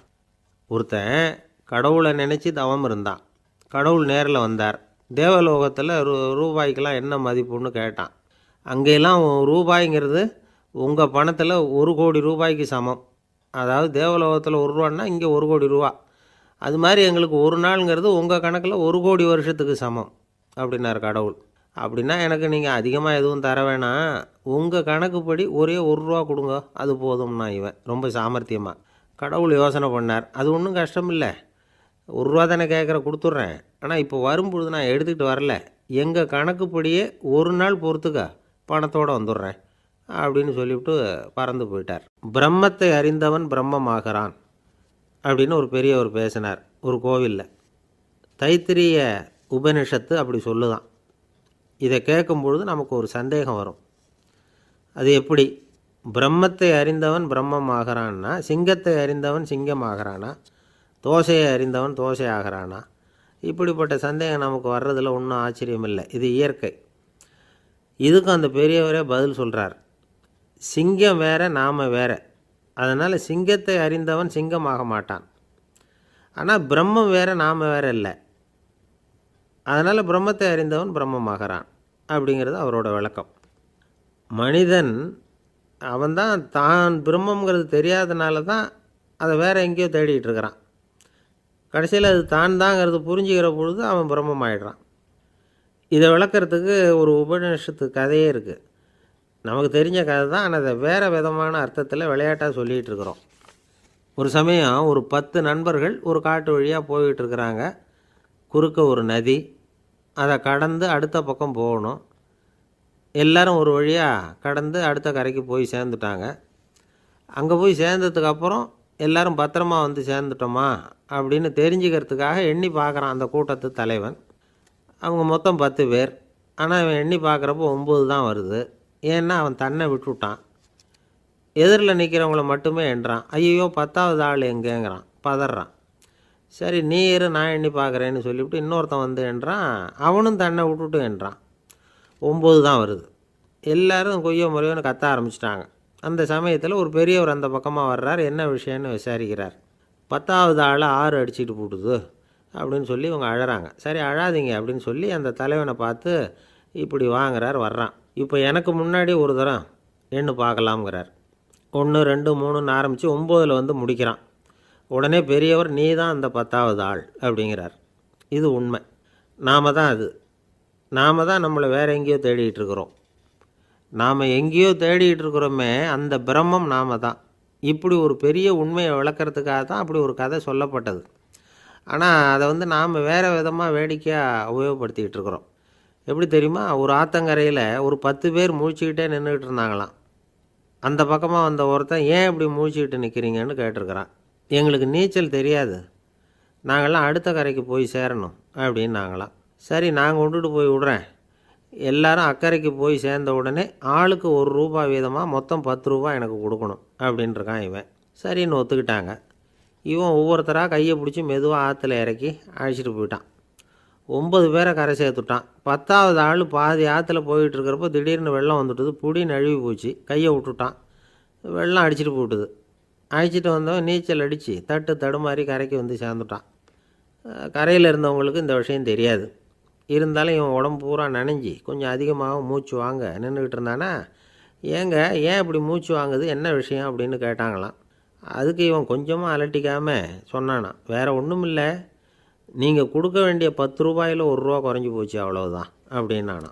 அமெரிக்க ஜனாதிபதி ஆப்ரஹாம் லிங்கன் ஒரு நாள் தன்னோட கோச்சு வண்டியில் தலைநகரான வாஷிங்டனுக்கு போயிட்டுருக்கிறார். கோச்சு வண்டி ஒரு சாலையில் போயிட்டுருக்கு. அந்த சாலைக்கு ஒரு பக்கத்தில் பயங்கரமான சதுப்பு நிலம்.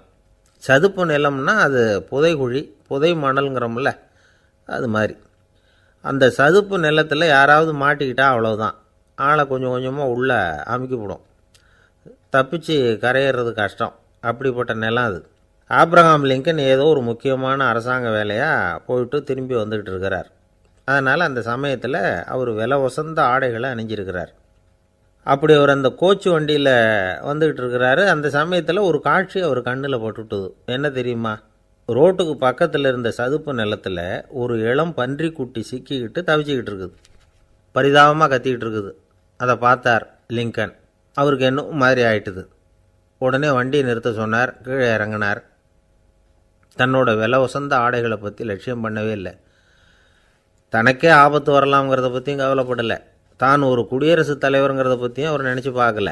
நேராக அந்த சதுப்பு நிலம் பக்கமாக போனார். அந்த சேத்துல இறங்கி பன்றிக்குட்டியை காப்பாற்றி கரைக்கு கொண்டுகிட்டு வந்து சேர்த்துட்டார். அதுக்கப்புறம் நிம்மதியாக கோச்சு வண்டியில் ஏறி வெள்ள மாளிகைக்கு வந்து சேர்ந்தார். ட்ரெஸ்ஸு உடம்பு பூரா சேறு சகதி. பார்க்குறவங்களுக்கெல்லாம் ஆச்சரியமாக போச்சு. அவங்களுக்கு ஒன்றும் புரியல. இவர் நேராக ட்ரெஸ்ஸு மாற்றிக்கிறதுக்காக போனார். கோச்சு வண்டி ஓட்டிகிட்டு வந்தவங்கிட்ட போய் எல்லோரும் கேட்டாங்க என்ன ஆச்சு அப்படின்னு. அவர் வர்ற வழியில் நடந்த விவரத்தை சொன்னார். ஆப்ரஹாம் லிங்கனுடைய இந்த இறக்க குணத்தை எல்லாரும் பாராட்டினாங்களாம், புகழ்ந்தாங்களாம். ஆனால் இதுக்கு லிங்கன் என்ன பதில் சொன்னார் தெரியுமா? தயவு பண்ணி இந்த புகழ்ச்சியான பேச்சையெல்லாம் ஒதுக்குங்க, அதெல்லாம் வேணாம். அந்த சின்ன பிராணி சகதியில் மாட்டிக்கிட்டு துடிச்சிக்கிட்டு இருந்தது, அதை பார்த்தேன். உடனே என்னுடைய இதயத்தில் ஒரு முள் தைச்சது மாதிரி ஒரு உணர்வு. அந்த முள்ளை பிடுங்கி எறிஞ்சேன், அவ்வளவுதான். உண்மையில் அந்த பிராணிக்கு நான் வந்து உதவினேங்கிறத விட எனக்கு ஏற்பட்ட இன்னலை போக்கிக்கிட்டேன் அப்படிங்கிறது தான் உண்மை. அதுதான் பொருத்தம். அப்படி இருக்கிறப்போ இதில் புகழறதுக்கு என்ன இருக்குது அப்படின்னாராம் ஆப்ரஹாம் லிங்கன். எவ்வளவு யதார்த்தமான வார்த்தைகள் பாருங்கள். இந்த காலத்தில் நம்மளையும் பல பேர் அப்படி உண்டு. நீச்சல் தெரியாத ஒரு ஆள் தண்ணியில் இறங்கிட்டான். தண்ணி ஆழம்ங்கிறது அப்புறமா தான் தெரிஞ்சுது. தத்தளிக்க ஆரம்பிச்சுட்டான். வாழ்னு கத்துறான். கரையில் நின்றுக்கிட்டு இருந்த ஒருத்தர் இதை பார்த்தார். உடனே அவருக்கு இதயத்தில் முள் தைச்சது மாதிரி ஒரு உணர்வு. உடனே குபீர்னு தண்ணியில் பாய்ஞ்சார். அவரை காப்பாற்றி கரைக்கு கொண்டுட்டு வந்து சேர்த்தார். இதை பார்த்துக்கிட்டு இருந்த இன்னொருத்தர் காப்பாற்றின அந்த ஆளை பாராட்டி புகழ்ந்தார். என்ன புகழாதீங்க சார் அப்படின்னார் அவர். ஏன்னு கேட்டார் இவர். நான் அந்த ஆளை ஏன் காப்பாற்றினேன் தெரியுமா? அவன் நேற்றுக்கு என்கிட்ட ₹300 கடன் வாங்கியிருக்கிறான். இவன் தண்ணியில் போட்டான்னா நான் கொடுத்த கடனும் தண்ணியில் போடும். அதனால தான் விழுந்து காப்பாற்றினேன் அப்படின்னா அந்த ஆள். ஒரு காடு, அங்கே புத்தர் அவர் பாட்டுக்கு நடந்து போய்கிட்டே இருக்கிறார். அவருக்கு பின்னாடி ஒரு குரங்கு அதுவும் தொடர்ந்து வந்துக்கிட்டே இருக்குது. புத்தர் திரும்பி பார்த்தார். குரங்கு அப்படியே குதித்து உயர எழும்பி ஒரு கிளையில் போய் உக்காந்துது. ஏன் இப்படி பண்ணுறேன்னு கேட்டார் புத்தர். என்னை சாதாரணமாக நினைக்க வேணாம், நான் மகாமந்தி, என்னால் எல்லாம் முடியும், முடியாதுங்கிற வார்த்தையே என்னுடைய அகராதியில் கிடையாது, என்ன வேணும்னாலும் செய்வேன் அப்படின்னுது. அப்படின்னா ஒரு பந்தயம் வச்சுக்கலாமான்னார் இவர். ஓ வச்சுக்கலாமேன்னுது. வேறு ஒன்றும் இல்லை, இப்போ நீ மேலே எழும்பி அந்த கிளையில் உட்காந்தது மாதிரி அங்கேருந்து தாவி என் உள்ளங்கையில் உட்காரணும், அவ்வளவுதான் அப்படின்னார். அப்படி உட்காந்துட்டா என்ன பரிசு அப்படின்னு கேட்டது அது. சொர்க்கத்தில் இருக்கிற மாமன்னன் மரகத சக்கரவர்த்தியை என்னோட இருக்கும்படியாக கூப்பிட்டுக்கிறேன். அந்த சமயத்தில் அவருடைய அரியணை அங்கே காலியாகிடும், நீ அதில் போய் உட்காந்துக்கலாம். பந்தயத்தில் தோத்துட்டா ஒரு கல்ப காலம் இந்த பூமியில் வாழ வேண்டியிருக்கும், அதுக்கு பிறகு தான் என்கிட்ட வர முடியும், என்ன சொல்கிற அப்படின்னார். குரங்குக்கு தாவறது ஒரு பெரிய காரியமா?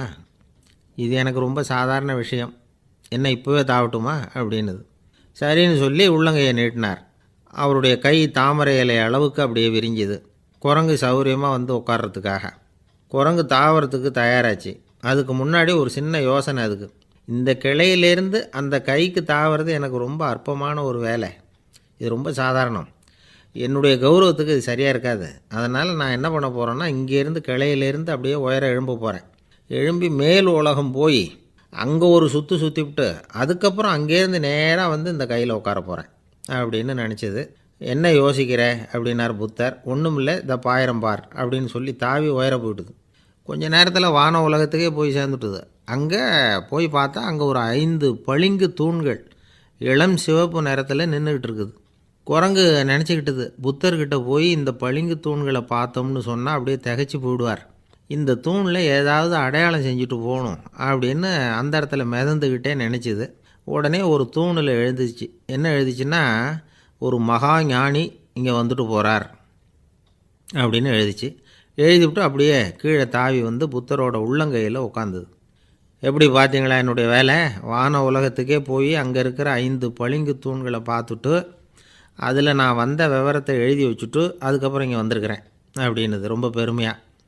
அப்படியா அப்படின்னார் புத்தர். ஆமாம், சந்தேகமாக இருந்தால் வாங்க, அழைச்சிட்டு போய் காட்டுறேன் அப்படின்னுது அந்த குரங்கு. அதுக்கு தேவையில்லை, அப்படியே கொஞ்சம் கீழே குனிஞ்சு பார்த்து தெரியும் அப்படின்னார் புத்தர். அங்கே பார்த்தா புத்தரோட உள்ளங்கை தெரிஞ்சுது. நல்லா உத்து பார்த்துது. அவரோட ஒரு விரலில் அது எழுதிய வாசகம் தெரிஞ்சுது. குரங்கு யோசனை பண்ணிச்சு, அப்படின்னா வானத்தில் நான் பார்த்தது புத்தரோட விரல்களா அப்படின்னு யோசிச்சுது. இதை புரிஞ்சுக்கிட்ட உடனே அந்த குரங்கோட கர்வம் அழிஞ்சு போச்சான். நம்ம மனசு தான் இந்த குரங்கு. மனம்ங்கிறதும் ஆணவங்கிறதும் ஒரு நாணயத்தின் 2 பக்கங்கள். மனம் உள்ளவரை ஆணவமும் இருக்கும்.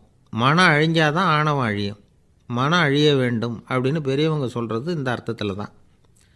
நம்ம ஆளுங்க சவால் விடுறதெல்லாம் வேறு மாதிரி. ஒருத்தன் ஒரு வாய்க்காலை தாண்டுறேன்னு பந்தயம் கட்டி தாண்ட முடியாமல் வாய்க்காலில் விழுந்து காலை உடச்சிக்கிட்டு கட்டு போட்டுக்கிட்டு வந்தான். ஏன்டா அப்படின்னு கேட்டாங்க. நான் பந்தயம் கட்டின நேரம் சரியில்லை அப்படின்னா. எப்படிறான்னு கேட்டிருக்காங்க. வாய்க்காலில் தண்ணி இருக்கிற நேரமாக பார்த்து பந்தயம் கட்டியிருக்கணும் அப்படின்னானா. ஒரு நண்பர், அவர்கிட்ட பேசிக்கிட்டு இருந்தேன். மனித உறவுகள் பற்றி அவர் சொல்லிகிட்டு இருந்தார். அமெரிக்காவில் தந்தை மகன் உறவு எப்படி இருக்குது அப்படிங்கிறத விளக்கிறதுக்கு அவர் ஒரு கதையை சொன்னார். ஒரு அப்பா பகல் பூராவும் அலுவலகத்தில் வேலை, ஓடி ஆடி உழைச்சிக்கிட்டு களைச்சி போய் ராத்திரி 10 மணிக்கு மேலே வீடு திரும்பினான். வீட்டு வாசலில் அவரோட மகன் காத்துக்கிட்டு இருக்கிறான், இன்னமும் தூங்கலை. அப்பாவை வாசல்லையே தடுத்து நிறுத்தி, அப்பா உனக்கு சம்பளம் எவ்வளவு அப்படின்னு கேட்குறான். ஏற்கனவே ஆஃபீஸு பிரச்சனைகளால் அலுத்து போய் திரும்புகிற அப்பாவுக்கு கோவம் வந்துட்டுது.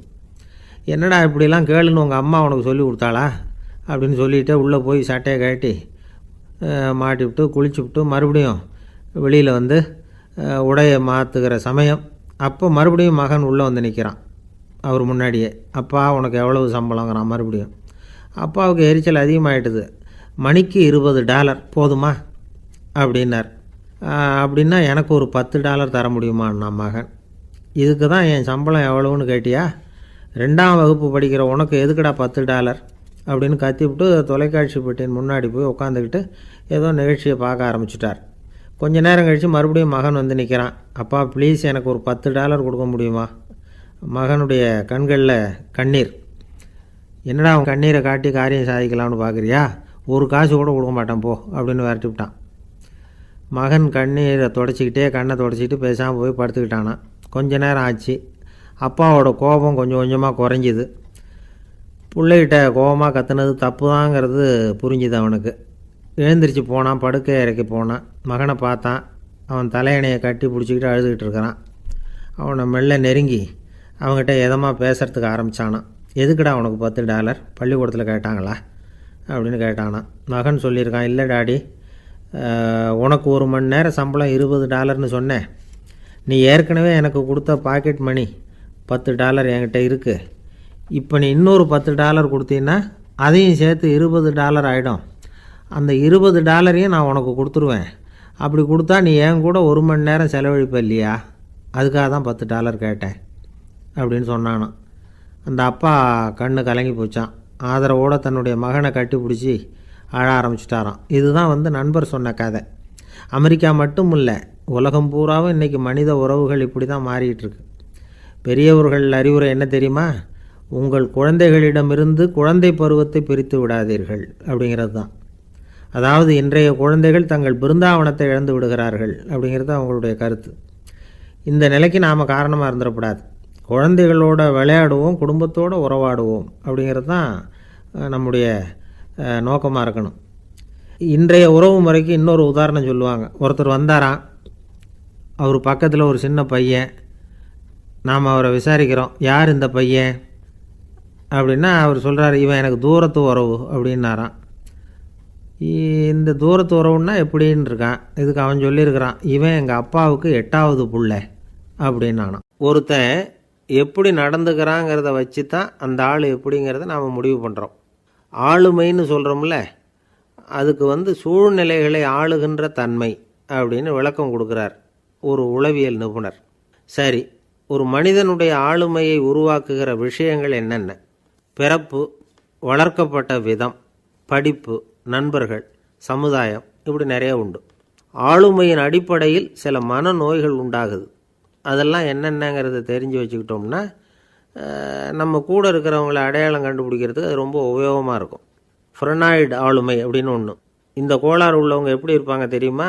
அதிக உணர்ச்சி, சந்தேகம், பொறாமை இதெல்லாம் அதிகமாக இருக்கும். வளைஞ்சு கொடுக்க மாட்டாங்க. அடுத்தவங்களோட இணக்கமான உறவு இருக்காது. அவங்க செய்கிற தப்புக்கெல்லாம் அடுத்தவங்களை குறை சொல்லிகிட்டு இருப்பாங்க. இது ஒரு ரகம். அடுத்தது ஸ்கிசாய்டு ஆளுமை அப்படின்னு சொல்கிறாங்க. இந்த கோளாறு உள்ளவங்க அடுத்தவங்களோட பழக கூச்சப்படுவாங்க. சின்ன வயசுலேயே இது ஆரம்பமாயிடுது.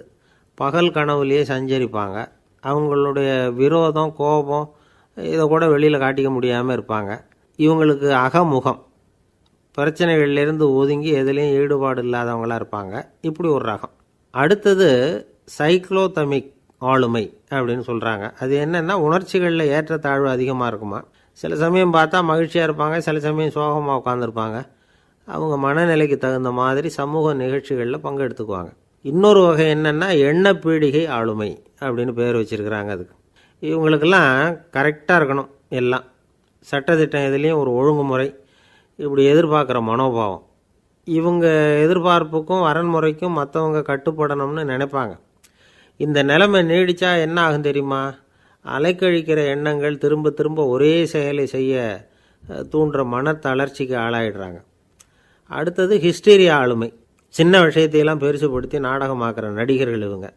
உணர்ச்சி அதிகம் உள்ளவங்க. இவங்க மன எழுச்சியில் பக்குவமின்மை, குழந்தைத்தனம், முதிர்ச்சியின்மை எல்லாம் இருக்கும். தன்னலம் மிக்க குணம். பிறர் தன்னை மட்டுமே கவனிக்கணும்னு நினச்சி செயல்படுறது, இதெல்லாம் இவங்க அடையாளம். அடுத்த ரகம் எப்படின்னா வளர்ச்சியற்ற ஆளுமைன்னு சொல்கிறாங்க. அடுத்தவங்களோட இணங்கி போக முடியாதவங்க. அறிவு, மன எழுச்சி, சமூக உறவு இதில் எல்லாம் போதுமான வளர்ச்சியையும் நிறைவையும் பெற முடியாதவங்க. இவங்களால வாழ்க்கையில் முன்னேற முடியாது. பிச்சைக்காரங்க, குற்றவாளிகள், இவங்ககிட்டெல்லாம் இது மாதிரியான ஆளுமை அதிகமாக இருக்குமா. அடுத்தது என்னென்னா சோர்வுடைய ஆளுமை. எதுலேயும் உற்சாகம் இல்லாமல் சோர்ந்து போயிருப்பாங்க. அதுக்கெல்லாம் நமக்கு வலிமை இல்லைப்பா அப்படின்னு சொல்லிகிட்டு இருப்பாங்க. சின்ன விஷயங்களுக்கெல்லாம் அதிர்ச்சி அடையிறது. வாழ்வின் சுவையை அனுபவிக்க முடியாதவங்க. இன்னொரு ரகம் இது கொதித்தெழும் ஆளுமைங்கிறாங்க. எதுக்கு எடுத்தாலும் ஆத்திரம், குரோதம், வன் செயல் இதிலெல்லாம் ஈடுபாடு, இப்படி உள்ளவங்க. நத்தை வகை ஆளுமை அப்படின்னு ஒன்று. அடுத்தவங்க மேலே விரோதம் இருக்கும், அடிக்கணுங்கிற எண்ணம் இருக்கும். ஆனால் அதை அப்படியே வெளியில் காட்டாமல் அதே சமயம் அமைதியான முறையில் வெறுப்பை வெளிக்காட்டுற ரகம். இவங்கெல்லாம் பேசாமல் கம்முன்னு இருந்துக்கிட்டே நினச்சதை நிறைவேற்றிக்கிடுவாங்க. முன்ஜாக்கிரதை ஆளுமை அப்படின்னு ஒரு ரகமாக பாதுகாப்பின்மை, சந்தேகம், முழுமையின்மை, அறவேக்காட்டுத்தனம் இந்த மனப்போக்கு அதிகமாக இருக்கிறதுனால அகம்பாவம், புடிவாதம், எச்சரிக்கை எல்லாம் அளவுக்கு மீறி இருக்கும். இதுவரைக்கும் நாம் பேசிக்கிட்டு இருந்த ஆளுமை பண்புகள் அளவுக்கு அதிகமாக போயிட்டுதுன்னா ஆளுமை கோளாறுகள் ஏற்படும். அதன் அடிப்படையில் மனவியாதிகள் வருமா. அதனால் இணக்கமான எல்லாரும் விரும்புகிற இயல்பான ஆளுமையை பெறுவதற்கு நாம் முயற்சி செய்யணும் அப்படிங்கிறது மனோதத்துவ நிபுணர்களுடைய ஆலோசனை. ஒருத்தர் ஒரு மனோதத்துவ டாக்டரை தேடிட்டு வந்தாராம். டாக்டர், எனக்கு மனசில் ஏதோ வியாதி, ஆளுமை கோளாறு, அதாவது எனக்கு சீக்கிரமாக செத்து போனால் தேவையில்லைன்னு தோணுது அப்படின்னாராம். உடனே அந்த டாக்டர், சரி அப்படின்னா இங்கே இருங்க, நான் வைத்தியம் பார்க்குறேன் அப்படின்னாராம். என்னை விட யோக்கியம் இந்த உலகத்தில் வேறு யாரும் இல்லை சார் அப்படின்னார் ஒருத்தர். அவரை விட அயோக்கியன் வேறு யாரும் இருக்க முடியாதுங்கிற முடிவுக்கு கேட்டவங்க வந்துட்டாங்களாம். மனுஷனுக்கு இருக்கிற ஒரு மிகப்பெரிய குறையே தன்கிட்ட இருக்கிற குறை அவனுக்கு தெரியாமல் போகிறது தான். ஆனால் அடுத்தவங்ககிட்ட இருக்கிற குறை இவனுக்கு தெளிவாக தெரிஞ்சிடும். ஒரு ஒட்டகம் ஒரு கொக்கை பார்த்து ஒரு கேள்வி கேட்டு தான். என்ன கேள்வி தெரியுமா? உன் கழுத்து ஏன் இப்படி வளைஞ்சி போயிருக்குது அப்படின்னு கேட்டிருக்கு. இதுக்கு உடம்பே வளைச்சல். இது போய் கொக்கை கிண்டல் பண்ணுது. இன்றைக்கி மனித சுபாவமும் கிட்டத்தட்ட இப்படி தான் இருக்குது. இந்த உலகத்தில் குறையில்லாத மனிதர்கள் யாரும் கிடையாது, நாம் உள்பட அப்படிங்கிறத முதல்ல நாம் நல்லா புரிஞ்சுக்கணும். ஒரு ஊரில் ஒரு விற்பனை நிலையம் இருந்தது. செல்ல பிராணிகளை விற்பனை செய்கிற நிலையம் அது. நாய், கிளி, பூனை இப்படி நிறைய வச்சு விற்பனை பண்ணிகிட்டு இருக்கிறாங்க. நாய்க்குட்டி விற்பனை செய்கிற பகுதியில் ஒரு சிறுவன் நின்றுக்கிட்டு இருந்தான். விற்பனை செய்கிற ஆளுகிட்ட விலை கேட்டுக்கிட்டு இருந்தான். அதோ இருக்குதே அந்த நாய்க்குட்டி என்ன விலை அப்படின்னு கேட்டானா. 1000 ரூபா அப்படின்னாரான். சரி அது வேணாம், இது என்ன விலைன்றிருக்கான். 500 ரூபா அப்படின்னாரான். இந்த சின்ன பையன் கையில் வச்சுருந்தது வெறும் 50 ரூபா தான். அதனால் இதை விட குறைச்சலாக கிடைக்குமான்னு பார்த்துருக்கான். அந்த கடையில் ஒரு மூலையில் சரியாக கவனிக்கப்படாமல் ஒரு நாய்க்குட்டி படுத்து கிடந்தது. பாவமாக கத்திக்கிட்டு இருந்தது. அதை பார்த்ததுமே இவனுக்கு அது ரொம்ப பிடிச்சி போச்சு. உடனே அந்த கடைக்காரரை பார்த்து, அதுவும் அந்த மூலையில் படுத்து கிடக்குதே அந்த நாய்க்குட்டி என்ன விலை அப்படின்னு கேட்டிருக்கான். தம்பி, அது ஒரு கால் ஊனம், அதனால் அது உன்னோட குதித்து விளையாடவோ ஓடுறதோ அதால் முடியாத காரியம் அப்படின்ட்டுருக்கார் அவர். அது தெரிஞ்சு தாங்க கேட்குறேன், அதோட விலை என்ன அதை மட்டும் சொல்லுங்களேன் அப்படின்ட்டுருக்கான். தம்பி, இது கால் ஊனம் உள்ள ஒரு நாய். இதை போய் காசு கொடுத்து வாங்கிறதுக்கு யாராவது பிரியப்படுவாங்களா? இதை நான் உனக்கு இலவசமாகவே தர்றேன், எடுத்துகிட்டு போ அப்படின்னாரான். இதை கேட்டதும் அந்த சிறுவனுக்கு கோவம் வந்துட்டு தான். நீங்கள் ஒன்றும் சும்மா கொடுக்க வேணாம், இந்தாங்க 50 ரூபா, இதை வச்சுக்கிட்டு நாய்க்குட்டியை கொடுங்க அப்படின்ட்டுருக்கான். அவருக்கு ஒன்றும் புரியல, ஆச்சரியமாக இருந்தது. சரின்னு பணத்தை வாங்கிட்டு நாய்க்குட்டியை தூக்கி கொடுத்தார். அந்த சிறுவன் அந்த நாய்க்குட்டியை 2 கையாலையும் வாங்கினா, மார்போடு பிரியமாக சேர்த்து அணைச்சிக்கிட்டான். தெருவில் இறங்கி நடக்கிறான். அப்படி நடக்கும்பொழுது தான் பார்க்குறார், கடைக்காரர் ஆச்சரியமாக அவனை பார்க்குறார். அப்போ தான் அவருக்கு ஒரு விஷயம் புரியுது. அந்த சிறுவன் தெருவில் நாய்க்குட்டியை மார்போடு அணைச்சிக்கிட்டு விந்தி விந்தி நடந்து போய்கிட்டு இருக்கிறான். ஆமாம், அவனுக்கும் ஒரு கால் ஊனம். இந்த நாய்க்குட்டியை யாருமே வாங்க மாட்டாங்கன்னு நினச்சிக்கிட்டு இருந்தார். குறையுள்ள அதுக்கும் ஒரு எஜமானன் கிடச்சிட்டான். அதனால் ஊனம் ஒரு குறை இல்லை அப்படிங்கிற உண்மையை அந்த கடைக்காரர் புரிஞ்சுக்கிட்டாரான். நம்மால் ஒருத்தர் கொஞ்சம் வயசானவர், எழுந்திரிச்சு சரியாக நடக்க முடியாது, சாய்வு நாற்காலியிலேயே எப்பவும் உட்காந்துருப்பார். அவர் தனக்கு துணையாக ஒரு நாயை பக்கத்தில் வச்சுருந்தார். அதுவும் ரொம்ப வயசான ஒரு நாய், எழுந்திரிக்கவே சிரமப்படும், நடக்கவும் முடியாது. அவர் பக்கத்துலேயே இதுவும் சோர்ந்து போய் படுத்து கிடக்கும். அந்த பெரியவரை பார்க்க வந்த ஒருத்தர் கேட்டார், ஏங்க, ஒரு சின்ன பையனை உங்களுக்கு துணையாக வச்சுக்கப்படாதா? இந்த நாயை உங்களுக்கு பாதுகாப்பாக வச்சுருக்கிறீங்களே, உங்களுக்கு ஒரு ஆபத்துன்னா இது எப்படி உங்களுக்கு உதவ முடியும் அப்படின்னார். அப்போ அவர் சொன்னாராம், எனக்கு ஒரு ஆபத்துன்னா அந்த சமயத்தில் இந்த நாய் என்னை தனியாக விட்டுட்டு ஓடி போயிடாமல் இருக்கணும்ல, அதுக்காக தான் இதை நான் வச்சுருக்கிறேன் அப்படின்னாராம். பக்தின்னு சொல்கிறோம் இல்லையா, அது 3 வகைப்படும் அப்படிங்கிறார் ஒரு பெரியவர். அது என்ன 3 வகைன்னா, தெய்வ பக்தி, அடியார்கள் பக்தி, குரு பக்தி. அடியார் பக்தியை விட தெய்வ பக்தியை விட குரு பக்தி தான் ரொம்பவும் சிறந்ததுங்கிறார் அவர். தெய்வத்துக்கிட்ட செஞ்ச பாவம் குருநாதர்கிட்ட தீர்ந்துருமா. குருநாதர்கிட்ட செஞ்ச பாவம் தெய்வத்துக்கிட்ட போனாலும் தீராதான். இப்படி பெரியவங்கள்லாம் சொல்லி வச்சுருக்கிறாங்க. ஒரு காடு, அங்கே அயோத தௌமியர் அப்படின்னு ஒரு தபோதனர். அவர் பல மாணவர்களை ஒன்றா சேர்த்து ஒரு குருகுலம் நடத்திக்கிட்டு இருக்கிறார். பல தரப்பட்டவங்க, பல திறப்பட்டவங்க மாணவர்கள் அதில் சேர்ந்து படிச்சுக்கிட்டு இருக்கிறாங்க. பாஞ்சால ராஜகுமாரன் ஒருத்தனும் அந்த குருகுலத்தில் சேர்ந்து படிச்சுக்கிட்டு இருக்கிறான். அவன் பேர் ஆருணி. பெரிய இடத்து புள்ள, இருந்தாலும் படிப்பில் ரொம்ப கெட்டிக்காரனாக இருந்தான். அவன் தான் அங்கே முதல் மாணவன். ஒரு நாள் குருநாதர் அந்த அரசகுமாரனை கூப்பிட்டார். நம்ம குருகுலத்துக்கு சொந்தமான வயலில் தண்ணீர் பெருகி வெள்ளம் வந்து பயிரை வந்து அழிக்குதான். அதனால் நீ போய் மடையை அடைச்சிட்டு வந்துரு அப்படின்னார். அந்த அரசகுமாரன் உடனே புறப்பட்டான். குருநாதர் சொல்லிட்டார்ல, உடனே புறப்பட்டான். நான் பெரிய இடத்து பிள்ளையாச்சே, ராஜகுமாரனாச்சே, ரொம்ப செல்வாக்கோடு வளர்ந்தவனாச்சே, நான் போய் வயலில் இறங்கி வேலை செய்கிறதா அப்படின்னுலாம் அவன் நினைக்கல. குருநாதர் கட்டளையை நிறைவேற்ற வேண்டியது நம்ம கடமை அப்படின்னு நினச்சான். உடனே ஒரு மண்வெட்டியை தூக்கி தோளில் வச்சுக்கிட்டு புறப்பட்டு போயிட்டான். வயலுக்கு போனான். பார்த்தான், தண்ணி கரையை உடச்சிக்கிட்டு வயலுக்குள்ளே ஏகமாக பாஞ்சிக்கிட்டு இருக்குது. இவன் மண்வெட்டியால் களிமண்ணை புல்லோடு சேர்த்து புல் பற்ற மாதிரி வெட்டி வெட்டி போட்டான். இருந்தாலும் மடையை அடைக்க முடியல. தண்ணி அதை மீறி வந்துக்கிட்டே இருக்குது. தண்ணி வந்து வேகமாக வயலுக்குள்ளே போய்கிட்டே இருக்குது. போடுற பத்தையெல்லாம் கரைஞ்சி கரைஞ்சி போயிட்டுருக்கு. இருந்தாலும் இவன் தன்னுடைய முயற்சியை கைவிடலை. வெட்டி வெட்டி போட்டுக்கிட்டே இருக்கிறான். காலையில் அங்கே போனவன் சாயந்தரம் வரைக்கும் இப்படி செஞ்சுக்கிட்டு இருக்கிறான். உடம்பும் மனசும் ரொம்பவும் சோர்ந்து போச்சு. இருந்தாலும் குருநாதர் இட்ட கட்டளையை நிறைவேற்றாமல் இருக்கிறோமேங்கிற ஒரு குறை அவனுக்கு இருக்குது. குரு கட்டளையை நிறைவேற்றாத நான் வந்து இன்னமும் இருக்கணுமா அப்படின்னு யோசனை பண்ண ஆரம்பிச்சிட்டான். என்ன செய்யலாம்னு பார்த்தான். நம்ம குருநாதர் இட்ட பணிக்காக இந்த உடம்பையே தியாகம் பண்ணலாம் அப்படின்னு முடிவு பண்ணான். தண்ணி பாயுதில் அதுக்கு குறுக்க விழுந்து அப்படியே மடையை அடைச்சிக்கிட்டு அப்படியே படுத்துட்டான். இது மற்றவங்களுக்கு தெரியாது. அன்னைக்கு ராத்திரி ஒரு விளக்கு முன்னாடி உட்காந்து குருநாதர் பிள்ளைங்களுக்கு பாடம் சொல்லி கொடுத்துக்கிட்டு இருக்கிறார். வரிசையில் இருக்கக்கூடிய ராஜகுமாரனை காணலை. நம்ம ஆருணி எங்கே போனா அப்படின்னு சொல்லி மற்ற மாணவர்களை விசாரித்தார். இப்போ அவங்க சொன்னாங்க, சுவாமி அவன் காலையில் வயலுக்கு வந்து மடையை அடைக்கிறதுக்காக போனான், நீங்கள் தான் போக சொன்னீங்க, இன்னும் திரும்பி வரல அப்படின்னு அவர் பையன். குருநாதர் உடனே ஒரு தீவெட்டி எடுத்துக்கிட்டு மாணவர்களை அழைச்சிக்கிட்டு வயலுக்கு போனார். அங்கே போய் பார்த்தா ஆளை காணும். ஆருணி ஆருணின்னு சொல்லி சத்தம் போட்டு கூப்பிட்டு பார்க்குறார். நான் இங்கே இருக்கேன் குருநாதா அப்படின்னு காலுக்கு அடியிலேருந்து ஒரு சத்தம் வருது. குனிஞ்சு பார்த்தா அவன் மடையில் படுத்துருக்குறான். என்னப்பா இதுன்னார். காலையிலேருந்து இந்த மடையை அடைச்சி பார்த்தேன் சுவாமி, முடியல, அதனால் இப்படி குறுக்க படுத்துட்டேன். என்னை தாண்டறதுக்கு பயந்து போய் தண்ணியே தேங்கி நின்றுட்டுது அப்படின்னா. அவனுடைய குரு பக்தியையும் அவனை தாண்டறதுக்கு அஞ்சு நிற்கிற தண்ணி தேக்கத்தையும் பார்த்துட்டு எல்லாரும் ரொம்ப ஆச்சரியப்பட்டு போயிட்டாங்களாம். ஆருணி எழுந்திரிச்சு வா அப்படின்னு கூப்பிட்டாரான் குருநாதர். அவன் தண்ணீரை பொழந்துக்கிட்டு எழுந்திரிச்சு வந்தானான். அதனால் அவனுக்கு வந்து உத்தாலகன் அப்படின்னு ஒரு பேர். உத்தாலகன்னா தண்ணீரை பிளந்தவன் அர்த்தம். அந்த உத்தாலகன் மாதிரி இந்த காலத்து மாணவர்களுக்கும் குரு பக்தி வேணும் அப்படின்னு சொன்னோம் ஒரு பள்ளிக்கூடத்தில். உடனே நிறைய மாணவர்கள் எழுந்திரிச்சு நின்னாங்க. சார், நீங்கள் எங்களை வந்து இன்னமும் சரியாக புரிஞ்சுக்கலன்னு நினைக்கிறோம்.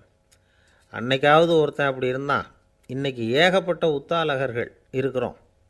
எங்கள் வாத்தியார் கட்டளை இட்டால் இப்போவே அது மாதிரி வயலுக்கு போய் மடையில் குறுக்கப்படுத்துக்கிறதுக்கு இந்த வகுப்பில் உள்ள அத்தனை பேரும் தயாராக இருக்கிறோம் அப்படின்னாங்க. அப்படியா அப்படின்னு சொல்லி கேட்டோம் ரொம்ப சந்தோஷமாக. ஒருத்தன் ரொம்ப அடக்கமாக எழுந்திரிச்சான். அப்புறம் சொன்னான், ஆமாம் சார், வகுப்பில் வந்து இவர் நடத்துகிற பாடத்தை கேட்டுக்கிட்டு இருக்கிறத விட பேசாமல் போய் மடையில் படுத்துடுறது ஒன்றும் கஷ்டமான காரியமாக இருக்காது, அதனால தான் எல்லோரும் அங்கே போகிறேன்னு சொல்கிறோம் அப்படிங்கிறான். ஒரு சீன தேசத்து அரசர் இருந்தார். அவருக்கு வயசாயிட்டுது. அவருக்கு அடுத்தபடியாக அவருடைய புள்ள பட்டத்துக்கு வரணும், ஆட்சி பொறுப்பை ஏற்றுக்கணும். ஒரு நல்ல தலைவனுக்கு இருக்க வேண்டிய பண்புகள்லாம் தன்னுடைய மகனுக்கு இருக்கணும்னு விரும்பினார் அந்த அரசர். அதனால் இளவரசனை பக்கத்தில் இருந்த ஒரு குரு கிட்ட அனுப்புனார். இளவரசன் அவர்கிட்ட போய் சேர்ந்தான். அந்த குரு என்ன பண்ணார் தெரியுமா? இவனை பார்த்து சொன்னார், இதை பாருப்பா, நீ என்ன பண்ணுற, இப்போவே பக்கத்தில் இருக்கிற காட்டுக்கு போ, நடு காட்டில் போய் ஒரு இடத்துல உட்காந்துக்கோ. அங்கே என்னென்ன சத்தம்லாம் உன் காதில் விழுதுன்னு கவனித்து கேளு.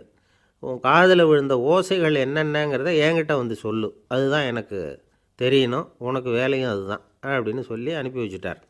இளவரசன் காட்டுக்கு போனான். குரு சொன்னபடியே ஒரு இடத்துல உட்காந்து கவனித்து கேட்டான். அதுக்கப்புறம் குருக்கிட்ட திரும்பி வந்தான். என்னென்ன சத்தம்லாம் கேட்ட அப்படின்னு கேட்டார் குரு. குருவே, காட்டில் நான் பறவைகள் சத்தம்லாம் கேட்டேன், மிருகங்களின் ஓசையையும் கேட்டேன், இதை தவிர இடி மின்னல் மழை இதுகளோட சத்தத்தையும் கேட்டேன் அப்படின்னா. குரு யோசனை பண்ணார், நீ இன்னமும் சரியாக கேட்கல, அதனால் மறுபடியும் காட்டுக்கு போ, கொஞ்ச நாள் தங்கியிருந்து கேட்டுட்டு வா அப்படின்னார். இளவரசனுக்கு ஒன்றும் புரியல. இருந்தாலும் குருவின் கட்டளையாச்சே, மறுக்க முடியுமா? உடனே அவன் மறுபடியும் காட்டுக்கு போனான். ஒரு இடத்துல உட்காந்தான். கொஞ்ச நேரம் உன்னிப்பாக கவனித்து கேட்டான். சில நாள் கழித்து குருக்கிட்ட திரும்பி வந்தான். குருவே, இந்த தடவை சில துல்லியமான சத்தங்களை எல்லாம் கேட்டான். தேனீ பறக்கிற சத்தம், நீரோடையின் மெல்லிய ஓசை, இதெல்லாம் கேட்டேன்னா. குரு சிரித்தார். நீ மறுபடியும் காட்டுக்கு போ, இன்னும் சில நாள் அங்கே இரு, முழுமையாக கவனமாக கேட்டுக்கிட்டு வா அப்படின்னு சொல்லி அனுப்பி வச்சுட்டார். இளவரசனுக்கு குழப்பம் அதிகமாயிட்டுது. ஒன்றுமே புரியல. மறுபடியும் காட்டுக்கு போனான். மௌனமாக ஒரு இடத்துல உட்காந்துட்டான். அப்படியே தியானத்தில் ஆழ்ந்துட்டான். சில நாளில் அவனுக்கு இதுவரை கேட்காத ஓசைகள்லாம் கேட்க ஆரம்பிச்சிட்டுது. இதைத்தான் நான் கேட்கணும்னு என்னுடைய குரு எதிர்பார்த்துருக்கிறாருங்கிறத புரிஞ்சுக்கிட்டான். உடனே குருக்கிட்ட ஓடனான். குருவே, இந்த தடவை காதுகளுக்கு கேட்க முடியாத சில ஓசைகளை கூட என்னால் உணர முடிஞ்சுது. பூ மலருகிற ஓசை, சூரியனால் பூமி சூடாகிறப்போ எழுகிற ஓசை, காலை பனித்துளி இந்த புல்லுலாம் குடிக்கிற ஓசை, இது எல்லாம் என்னால் நல்லா கேட்க முடிஞ்சுது அப்படின்னா. குருவுக்கு இப்போ தான் திருப்தி ஏற்பட்டு தான். இளவரசனை பார்த்து சொன்னார், இதை பாருப்பா, இப்போ தான் நாட்டை ஆளுகிற தகுதி உனக்கு வந்திருக்குது அப்படின்னு சொல்லி அதுக்கு விளக்கமும் கொடுத்தாராம். எந்த அரசன் தன்னுடைய மக்களின் எதையும் பேசுகிற மௌன மொழியை, மௌன வார்த்தைகளை கேட்குறானோ அவன்தான் ஆள தகுதி உள்ளவன். எந்த அரசன் தன்னுடைய மக்களின் உணர்ச்சிகளை உண்மையாக உணர்றானோ அவன்தான் முதன்மையான அரசன். போலி வார்த்தைகளை மட்டும் கேட்டுட்டு பல மௌன ராகங்களை காதில் வாங்கிக்காதவன் அரசனே இல்லை. எந்த நாட்டில் எப்போ ஒரு அரசன் தன்னுடைய மக்களின் உணர்ச்சிகளை கேட்க மறுக்கிறானோ அன்னையிலேருந்தே அந்த நாடு அழிய தொடங்குது அப்படின்னு அர்த்தம். இதுதான் அந்த குரு இளவரசனுக்கு போதித்தது.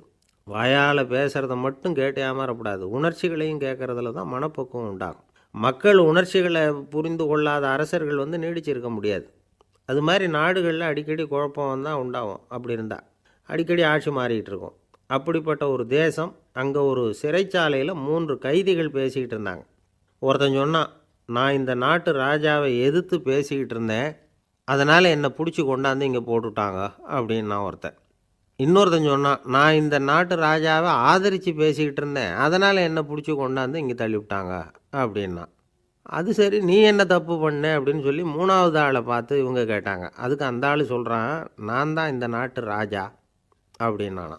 எது ரொம்பவும் கஷ்டமான காரியம் அப்படின்னு கேட்டார் ஒருத்தர். ஒருத்தருக்கு ஒருத்தர் சண்டை போடாமல் இருக்கிறது தான் ரொம்ப கஷ்டமான காரியம் அப்படின்னு தோணுது. ஒரு நாட்டுக்கும் இன்னொரு நாட்டுக்கும் சண்டை, நாட்டுக்குள்ளேயே ஒரு குரூப்புக்கும் இன்னொரு குரூப்புக்கும் சண்டை. ஏன் சண்டை போட்டுக்கிறீங்கன்னு கேட்டு பாருங்கள். நாங்கள் சமாதானத்துக்காக தான் சண்டை போட்டுக்கிறோம் அப்படிம்பாங்க. வாழறதுக்காக பிறந்த மனுஷன் லட்சியத்துக்காக உயிரை விட தயார் அப்படின்னு சொல்லிகிட்டு இருப்பான். அப்படி உயிரை விடுறவங்கள நாமளும் பாராட்டுவோம். ஆனால் ஒன்றுமில்லாத விஷயங்களுக்கெல்லாம் சண்டை போடுறவங்களெல்லாம், அப்படிப்பட்டவங்களையும் சரி உயிரை விடுறவங்களையும் சரி என்னென்னு சொல்கிறது, யுத்தங்களாலேயும் சண்டைகளாலேயும் நாம் அடையிறது என்னங்கிறது ஒரு பக்கம் இருக்கட்டும், இழக்கிறது என்ன தெரியுமா? ஏராளமான உயிர்கள். ரத்தம் சிந்துறதுக்கு நான் தயார் அப்படின்னு மார்தட்டி சொல்லலாம். ஆனால் ரத்தம் சிந்தினா உயிர் காத்துக்கிட்டு இருக்க தயார் இல்லை. அதாவது உயிர் நமக்காக காத்துக்கிட்டு இருக்க தயார் இல்லை. இழக்கிற ரத்தத்தை ஈடுகட்டினா தான் உயிரை காப்பாற்ற முடியும். அதனால் இது சம்மந்தமாக ஆராய்ச்சி செய்கிற கட்டாயம் ஏற்பட்டு போச்சு. அதோட விளைவாக புதுசாக ஒன்றை கண்டுபிடிச்சிருக்கிறாங்க. அதுதான் செயற்கை ரத்தப்பொடி. இப்போ இந்த திடீர் சாம்பார் பொடி, திடீர் ரசப்பொடி, திடீர் காப்பி பொடி இப்படிலாம் சொல்கிறோம்ல, அது மாதிரி இது திடீர் ரத்தப்பொடி. இஸ்ரேல் ஒரு சின்ன நாடு, மக்கள் தொகை குறைச்சல், அதோட போர்கள் வேறு. அதனால் காயம்பட்டவங்களை காப்பாற்றியே தீர வேண்டிய கட்டாயம். காப்பாற்றணும்னா ரத்த இழப்பை தடுக்கணும். அப்படின்னா உடனடியாக புது ரத்தம் செலுத்தி ஆகணும்.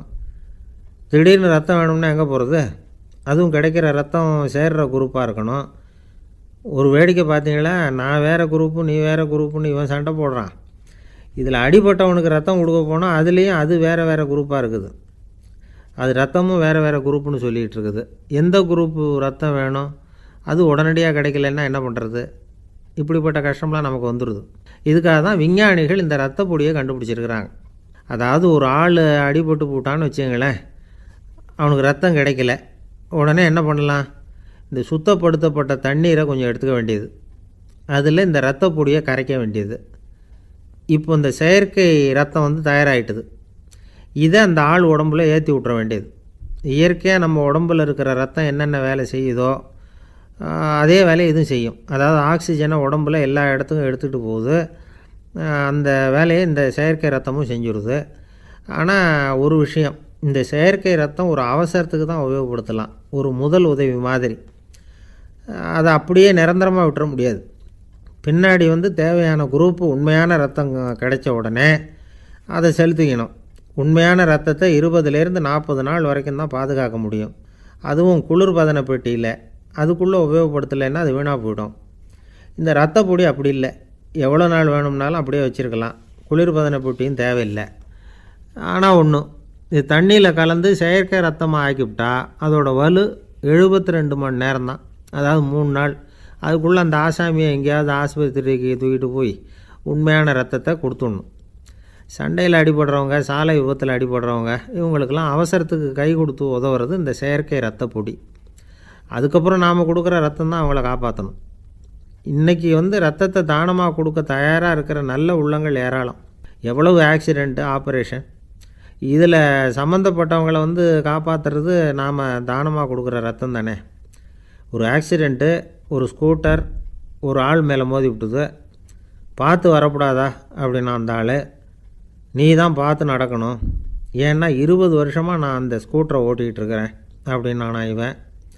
இதுக்கு அவன் சொன்னானா, நீ தான் பார்த்து ஓட்டணும், ஏன்னா 40 வருஷமாக நான் இப்படி நடந்துக்கிட்டு இருக்கிறேன் அப்படின்னானா. ஒரு ஊரில் ஒரு ராஜா இருந்தார்.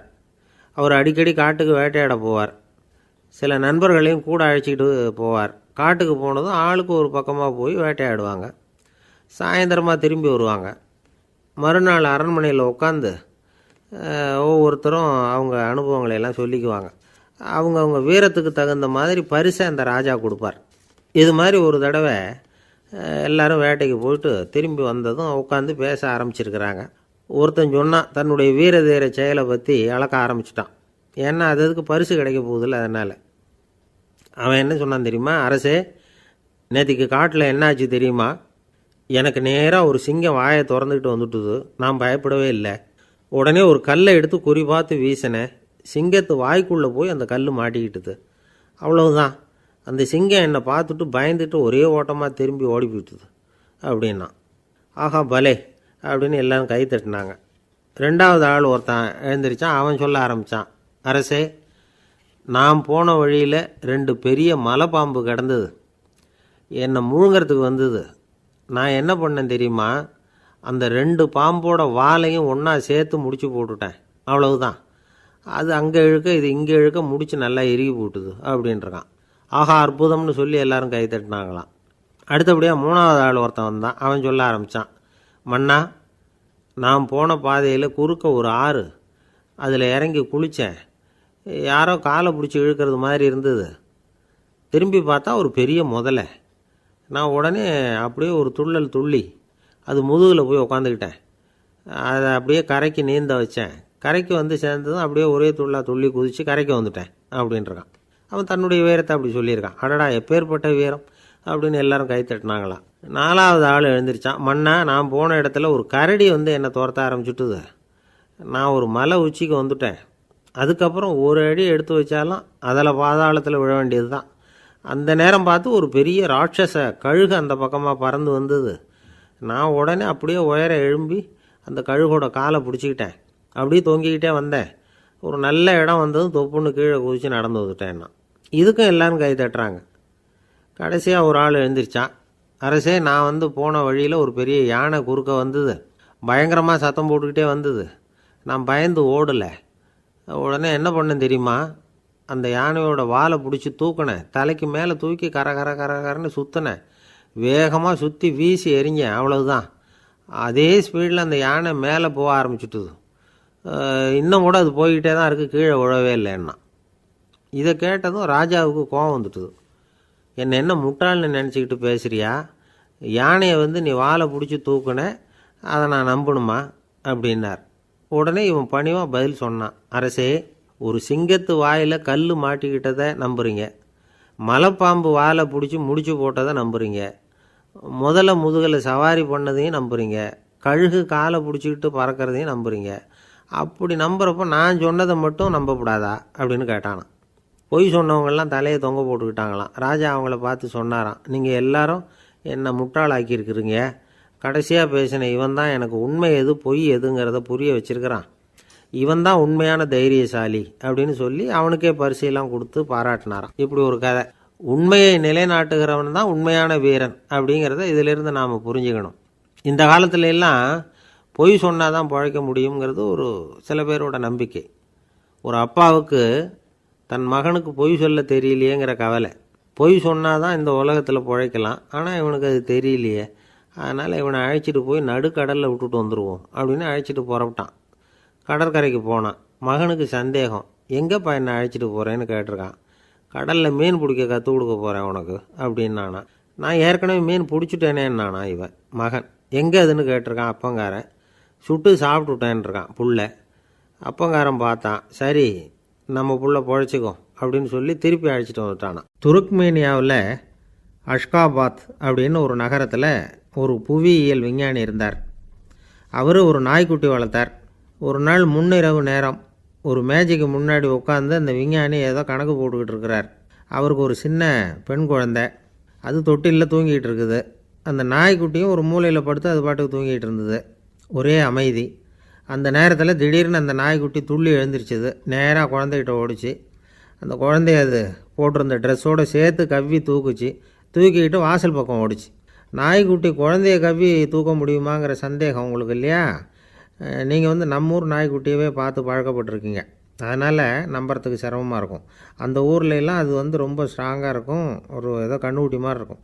விஞ்ஞானி அதை பார்த்துட்டார். உடனே அந்த நாய்க்கு வெறி பிடிச்சிட்டுதுன்னு முடிவு பண்ணிவிட்டு தன்னோட கை துப்பாக்கி எடுத்துக்கிட்டு ஓடி வந்தார்.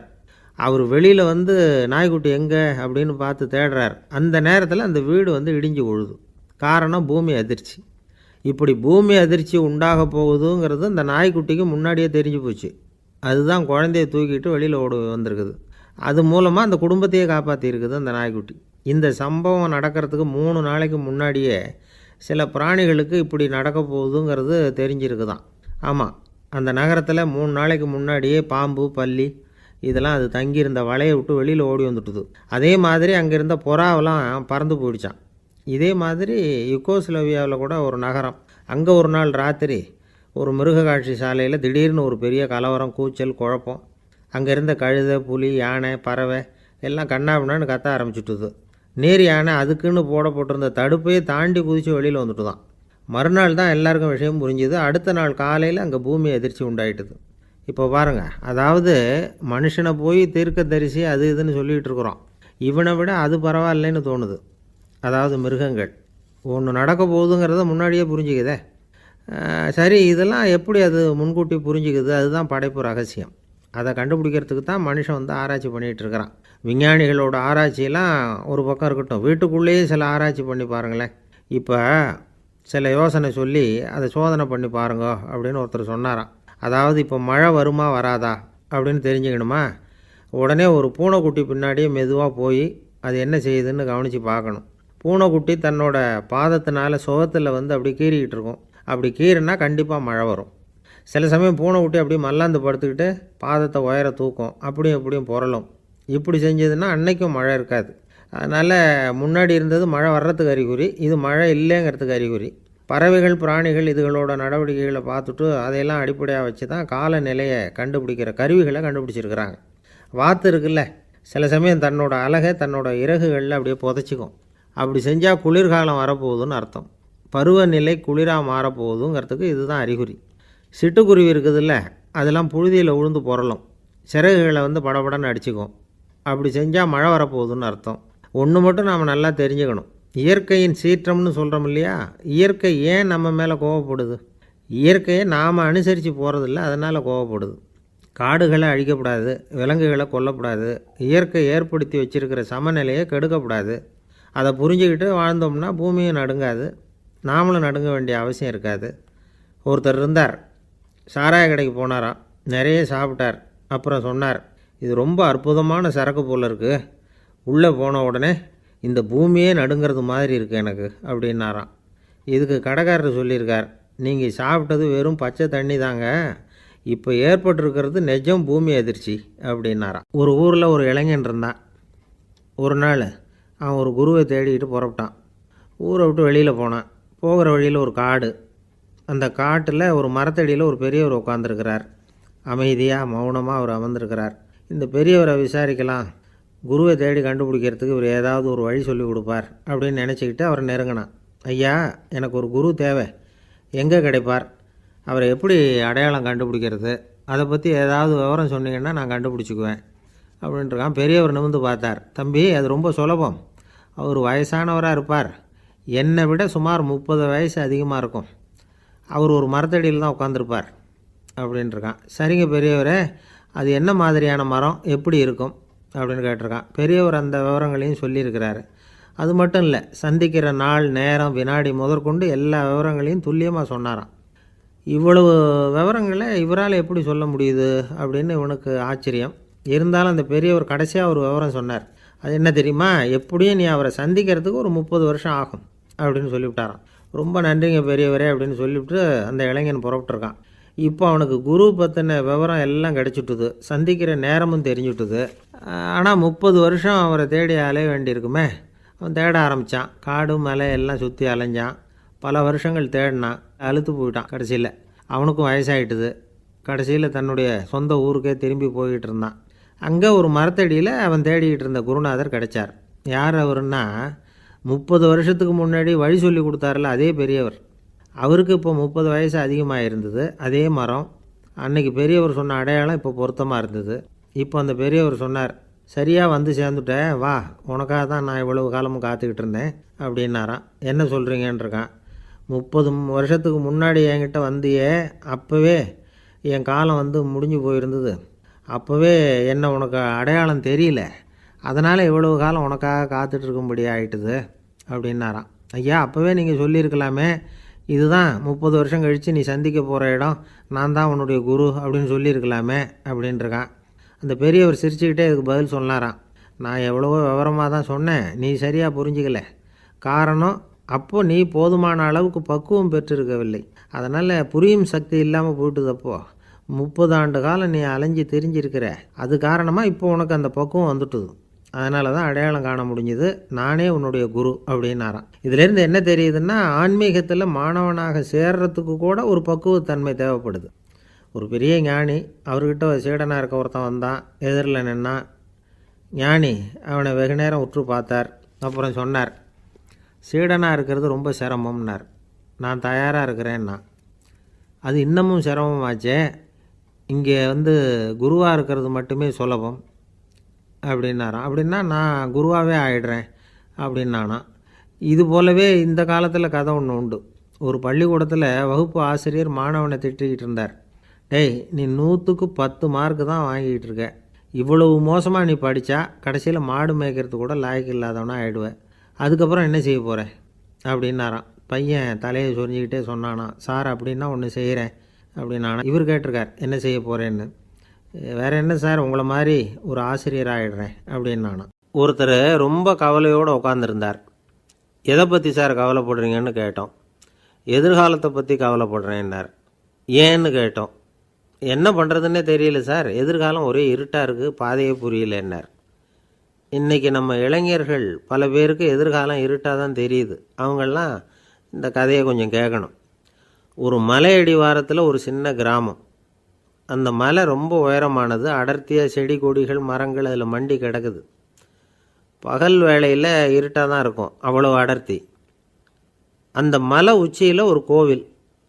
நாள் ராத்திரியே புறப்பட்டால் தான் காலையில் அந்த கோயிலுக்கு போய் சேர முடியும். கிராமத்து இளைஞன் ஒருத்தன் அந்த மலை உச்சிக்கு போக வேண்டியிருந்தது. கையில் ஒரு விளக்கை எடுத்துக்கிட்டு நாள் ராத்திரியே புறப்பட்டான். புறப்பட்டு போனவன் கிராமத்து எல்லையிலேயே நின்றுட்டான். ஏன் தெரியுமா?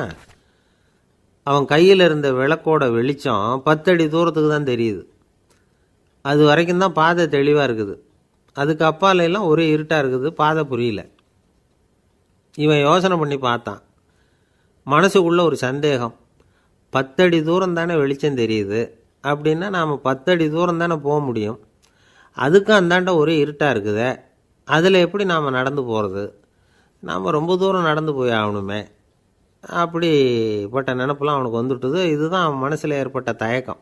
இப்படி யோசிச்சுக்கிட்டே அந்த இளம் ஆசாமி புறப்பட்ட இடத்துலேயே நின்றுக்கிட்டு இருக்கிறான். அந்த சமயத்தில் ஒரு வயசான பெரியவர் அந்த பக்கமாக வந்தார். அவர் கையில் இதை விட சின்னதாக ஒரு விளக்கு வச்சுருந்தார். அது எப்படின்னா அது ஒரு 5 அடி தூரத்துக்கு தான் வெளிச்சம் காட்டுது. அவ்வளவு சின்ன விளக்கு. அவரும் மலை உச்சிக்கு போகிறதுக்காக தான் வந்துக்கிட்டு இருக்கிறார். அவரை பார்த்து இவன் கேட்டான், என்ன பெரியவரே, இவ்வளவு சின்ன விளக்கை வச்சுக்கிட்டு அவ்வளவு தூரத்துக்கு எப்படி மலையேற போகிறீங்க அப்படின்னு கேட்டான். நீ ஏன் இப்படி தயங்கிட்டே நிற்கிறேன்னு கேட்டார் பெரியவர். என்கிட்ட இருக்கிற விளக்கு 10 அடி தூரத்துக்கு தான் பாதையை காட்டுதுன்னா.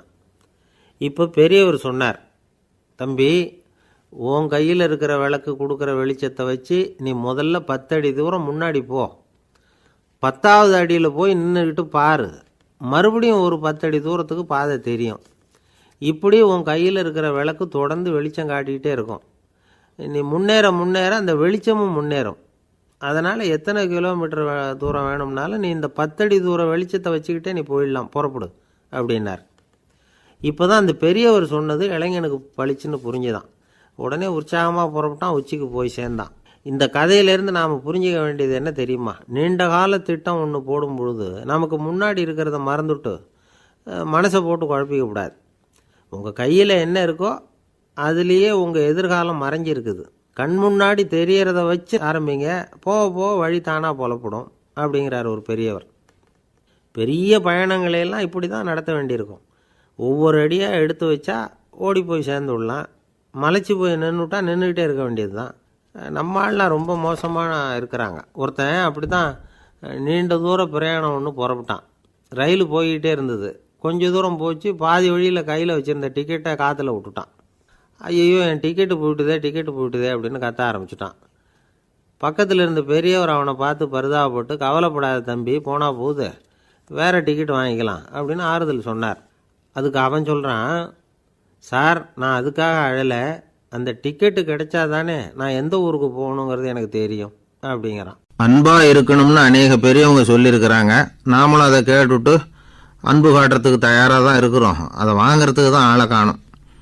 இருந்தாலும் அன்பில் எத்தனையோ வகை உண்டு. அதை சரியாக புரிஞ்சுக்கிட்டு அதுக்கப்புறம் அன்பு காட்ட ஆரம்பிக்கணும். வகையை புரிஞ்சிக்காமல் அன்பு காட்டினா வம்பில் மாட்டிக்க வேண்டியது தான். அன்புன்னா சாதாரணமாக நினச்சி விடாதீங்க. அதில் எவ்வளோ விதம் தெரியுமா? இரக்கம், கருணை, காருண்யம், பந்துத்துவம், பட்சம், பாசம், நேசம், விசுவாசம், அபிமானம், காதல், பக்தி, இப்படி பல விதமாக அதை பற்றி சொல்லி வச்சுருக்கிறாங்க பெரியவங்க. இந்த வார்த்தைகள்லாம் நாம் கேள்விப்பட்டது தான். இருந்தாலும் அதுகளுக்குள்ளே என்ன வித்தியாசம்னு கேட்டால் சரியாக சொல்ல தெரியாது. அதனால் இந்த வார்த்தைகளுக்கெல்லாம் பெரியவங்க என்ன விளக்கம் சொல்கிறாங்கன்னு இப்போ பார்க்கலாம். எளியவர்கள் மேலே செலுத்துகிற அன்பு இருக்கு பாருங்கள், அதுக்கு இரக்கம்னு பேர். அறிவு பலம், சரீர பலம், இது ரெண்டும் இல்லாதவங்க மேலே, அதாவது வலிமையற்றவர்கள் மேலே செலுத்துகிற அன்பு இருக்கு பாருங்கள், அதுதான் கருணை. எறும்புலேருந்து யானை வரைக்கும் சகல ஜீவராசிகள் மேலேயும் காட்டுற அன்புக்கு காருண்யம்னு பேர், ஜீவகாருண்யம். சிபி சக்கரவர்த்தி காட்டின அன்பு இந்த ரகம். உறவினர்கள், சொந்தக்காரங்க, அவங்க வசதியாக இருந்தாலும் வறுமையில் இருந்தாலும் வித்தியாசம் இல்லாமல் காட்டுற அன்பு இருக்கு பாருங்க, அதுக்கு பேர் பந்துத்துவம். ஒரு எஜமானன் வேலையாள்கிட்ட காட்டுற அன்பு இருக்கு பாருங்க, அதுக்கு பேர் தான் பட்சம். அவனும் தன்னை மாதிரி மனுஷன்தாங்கிற நினப்பு வேணும். ஒரு தாய் தன்னுடைய குழந்தை மேலே, ஒரு குழந்தை தன்னுடைய தாய் மேலே செலுத்துகிற அன்புக்கு பாசம்னு பேர். ஈருடல் ஓர் உயிர்னு நினைக்கிறது இது. ராமரும் கௌசலையும் இதுக்கு உதாரணம். தம்மை ஒத்த நண்பர்கள்கிட்ட செலுத்துகிற அன்புக்கு நேசம்னு பேர். வயசு, செல்வம், அந்தஸ்து, இந்த வித்தியாசமெல்லாம் பார்க்காம அவங்க சுகதுக்கத்தில் சமபங்கு எடுத்துக்கிறது இது. கிருஷ்ணன் குசேலர்கிட்ட காட்டினது இந்த ரகம். வேலை செய்கிறவன் முதலாளிகிட்ட காட்டுற அன்புக்கு விசுவாசம்னு பேர். தேசத்து மேலேயும் தாய்மொழி பேர்லையும் செலுத்துகிற அன்புக்கு அபிமானம்னு பேர். தேசாபிமானம்னு சொல்கிறோமே, இதுதான். ஒரு கணவன் மனைவி பேரில் காட்டுற அன்புக்கு காதல்னு பேர். கடவுள் பேரில் செலுத்துகிற அன்புக்கு பக்தின்னு பேர். இப்படி அன்புல பல ரகம் இருக்கிறப்போ அதில் உள்ள வித்தியாசம் தெரியாமல் இடம் மாற்றி அன்பு காட்டினா இடைஞ்சல் தான். சரி, இந்த அன்பை பற்றி விஞ்ஞானம் என்ன சொல்லுது தெரியுமா? இதயத்தை பாதுகாக்கிறதுக்கு முக்கியமாக தேவைப்படுற ஒன்று இந்த அன்பு தான்னு சொல்லுது. நெதர்லாந்து விஞ்ஞானிகள் இதை ஆராய்ச்சி பண்ணியே கண்டுபிடிச்சிருக்கிறாங்க. கொஞ்சம் முயல் குட்டிகளை 2 பிரிவாக பிரித்தாங்க. 2 குரூப்புக்கும் கொழுப்பு அதிகமாக உள்ள ஆகாரத்தையே கொடுத்துக்கிட்டு வந்தாங்க. ஆனால் ஒரு குரூப்புக்கு வெறுமன ஆகாரத்தை கொடுத்ததோடு சரி, இன்னொரு குரூப்பு முயல்களுக்கு ஆகாரம் கொடுத்ததோடு நிறுத்திக்கல. அதுக்கு முன்னாடி கூண்டுகளை திறந்து விட்டு முயல்களை கொஞ்ச நேரம் எடுத்து கொஞ்சி விட்டு அதுக்கப்புறமா ஆகாரம் கொடுத்தாராம் ஆராய்ச்சியாளர். இந்த குரூப்புக்கு இதய பாதிப்பு 60% குறைச்சலாக இருந்துதான். சில நோயாளிகளுக்கு ஹார்ட் அட்டாக் வந்தாலும் அதை தாங்கிக்கிட்டு குணமாகிற சக்தி அதிகமாக இருக்குது. இது எப்படின்னு ஆராய்ச்சி பண்ணி பார்த்துருக்குறாங்க. அவங்கெல்லாம் மனைவி தன் பேரில் ரொம்ப அன்பாக இருக்கிறதாக நினைக்கிறவங்களாம் இருக்கிறாங்களாம். இதய நோயாளிகள் பல பேரை சந்தித்து இதய நோய் ஏற்பட என்ன காரணம்னு கேட்டிருக்கிறாங்க. அவங்க சொன்ன காரணம்லாம் சாப்பாடு சம்மந்தமாக இல்லையா, மனைவி அன்பா இல்லை, இப்படிப்பட்ட காரணத்தை தான் சொல்கிறாங்களாம். அதனால் இதயத்தை பாதுகாக்கணும்னு நினைக்கிறவங்க அடுத்தவங்க அன்பாக இருக்கிறது மாதிரி பார்த்துக்குங்க, அதுதான் முக்கியம். ஒருத்தர் முகம் பூரா பிளாஸ்டரி போட்டுக்கிட்டு வந்தார், ரொம்ப கோபமாக. என்னங்க ஆச்சுன்னு விசாரித்தேன். எல்லாம் உங்களால் தான் சார்னார். விவரமாக சொல்லுங்களேன். என்ன உங்கள் தகவலை கேட்டுட்டு ஒரு பூனைக்குட்டியை கையில் எடுத்தேன், அன்பாக அதை தடவி கொடுக்கறதுக்காக. ஆனால் அது முந்திக்கிட்டது, அது என் முகத்தை தடவி கொடுத்துட்டுது, முகம் பூரா நகை கீறல், அதுதான் இப்படி அப்படின்னார். அன்புல அறிவு சேராததுனால வந்த கோளாறு இது. ஒரு அரசனும் அமைச்சரும் ஒரு நாள் ரொம்ப சாவகாசமாக பேசிக்கிட்டு இருந்தாங்களாம்.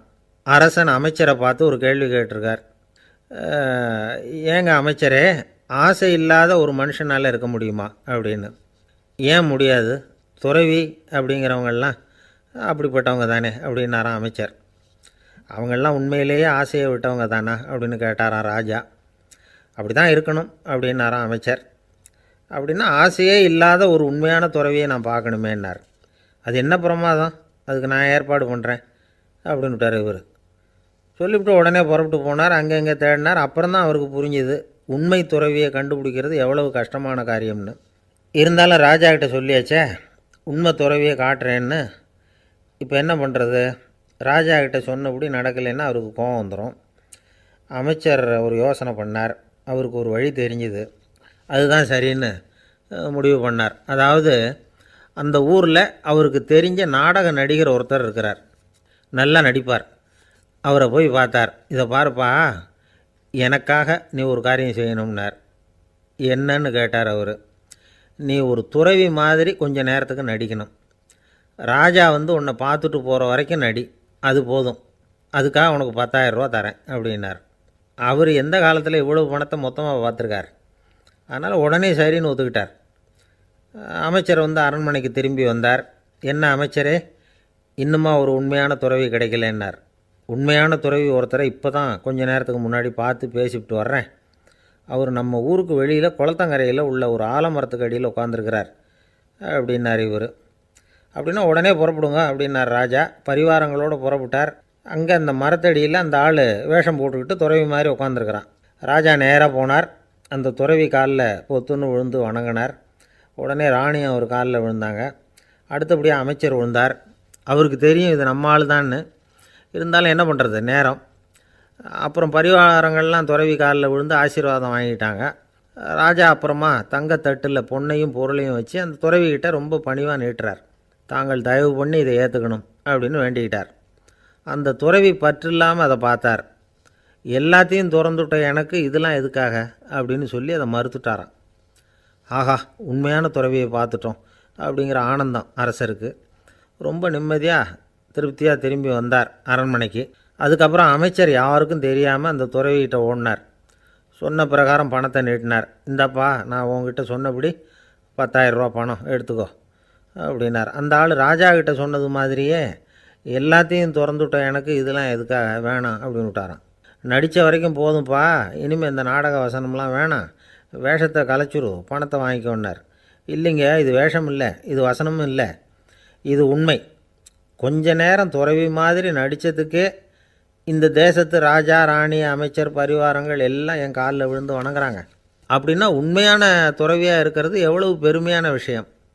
நான் உண்மையான துறவியாக ஆக போகிறேன், அப்படி முடிவும் பண்ணிட்டேன் அப்படின்னார் அந்த நடிகர். வேஷம் கூட எப்படிப்பட்ட விளைவுகளை உண்டு பண்ணுது பார்த்தீங்களா. நம்மால் ஒருத்தன் ரொம்ப வசதியாக தான் இருந்தான். ஒரு நாள் அவன் சொத்து பூரா திருட்டு போட்டுது.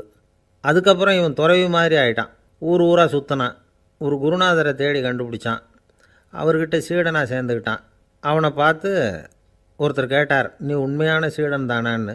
இல்லைங்க, சீடன் மாதிரி நடிச்சுக்கிட்டு இருக்கிறேன் அப்படின்னா. அது குரு துரோகம் இல்லையா அப்படின்னு கேட்டார்.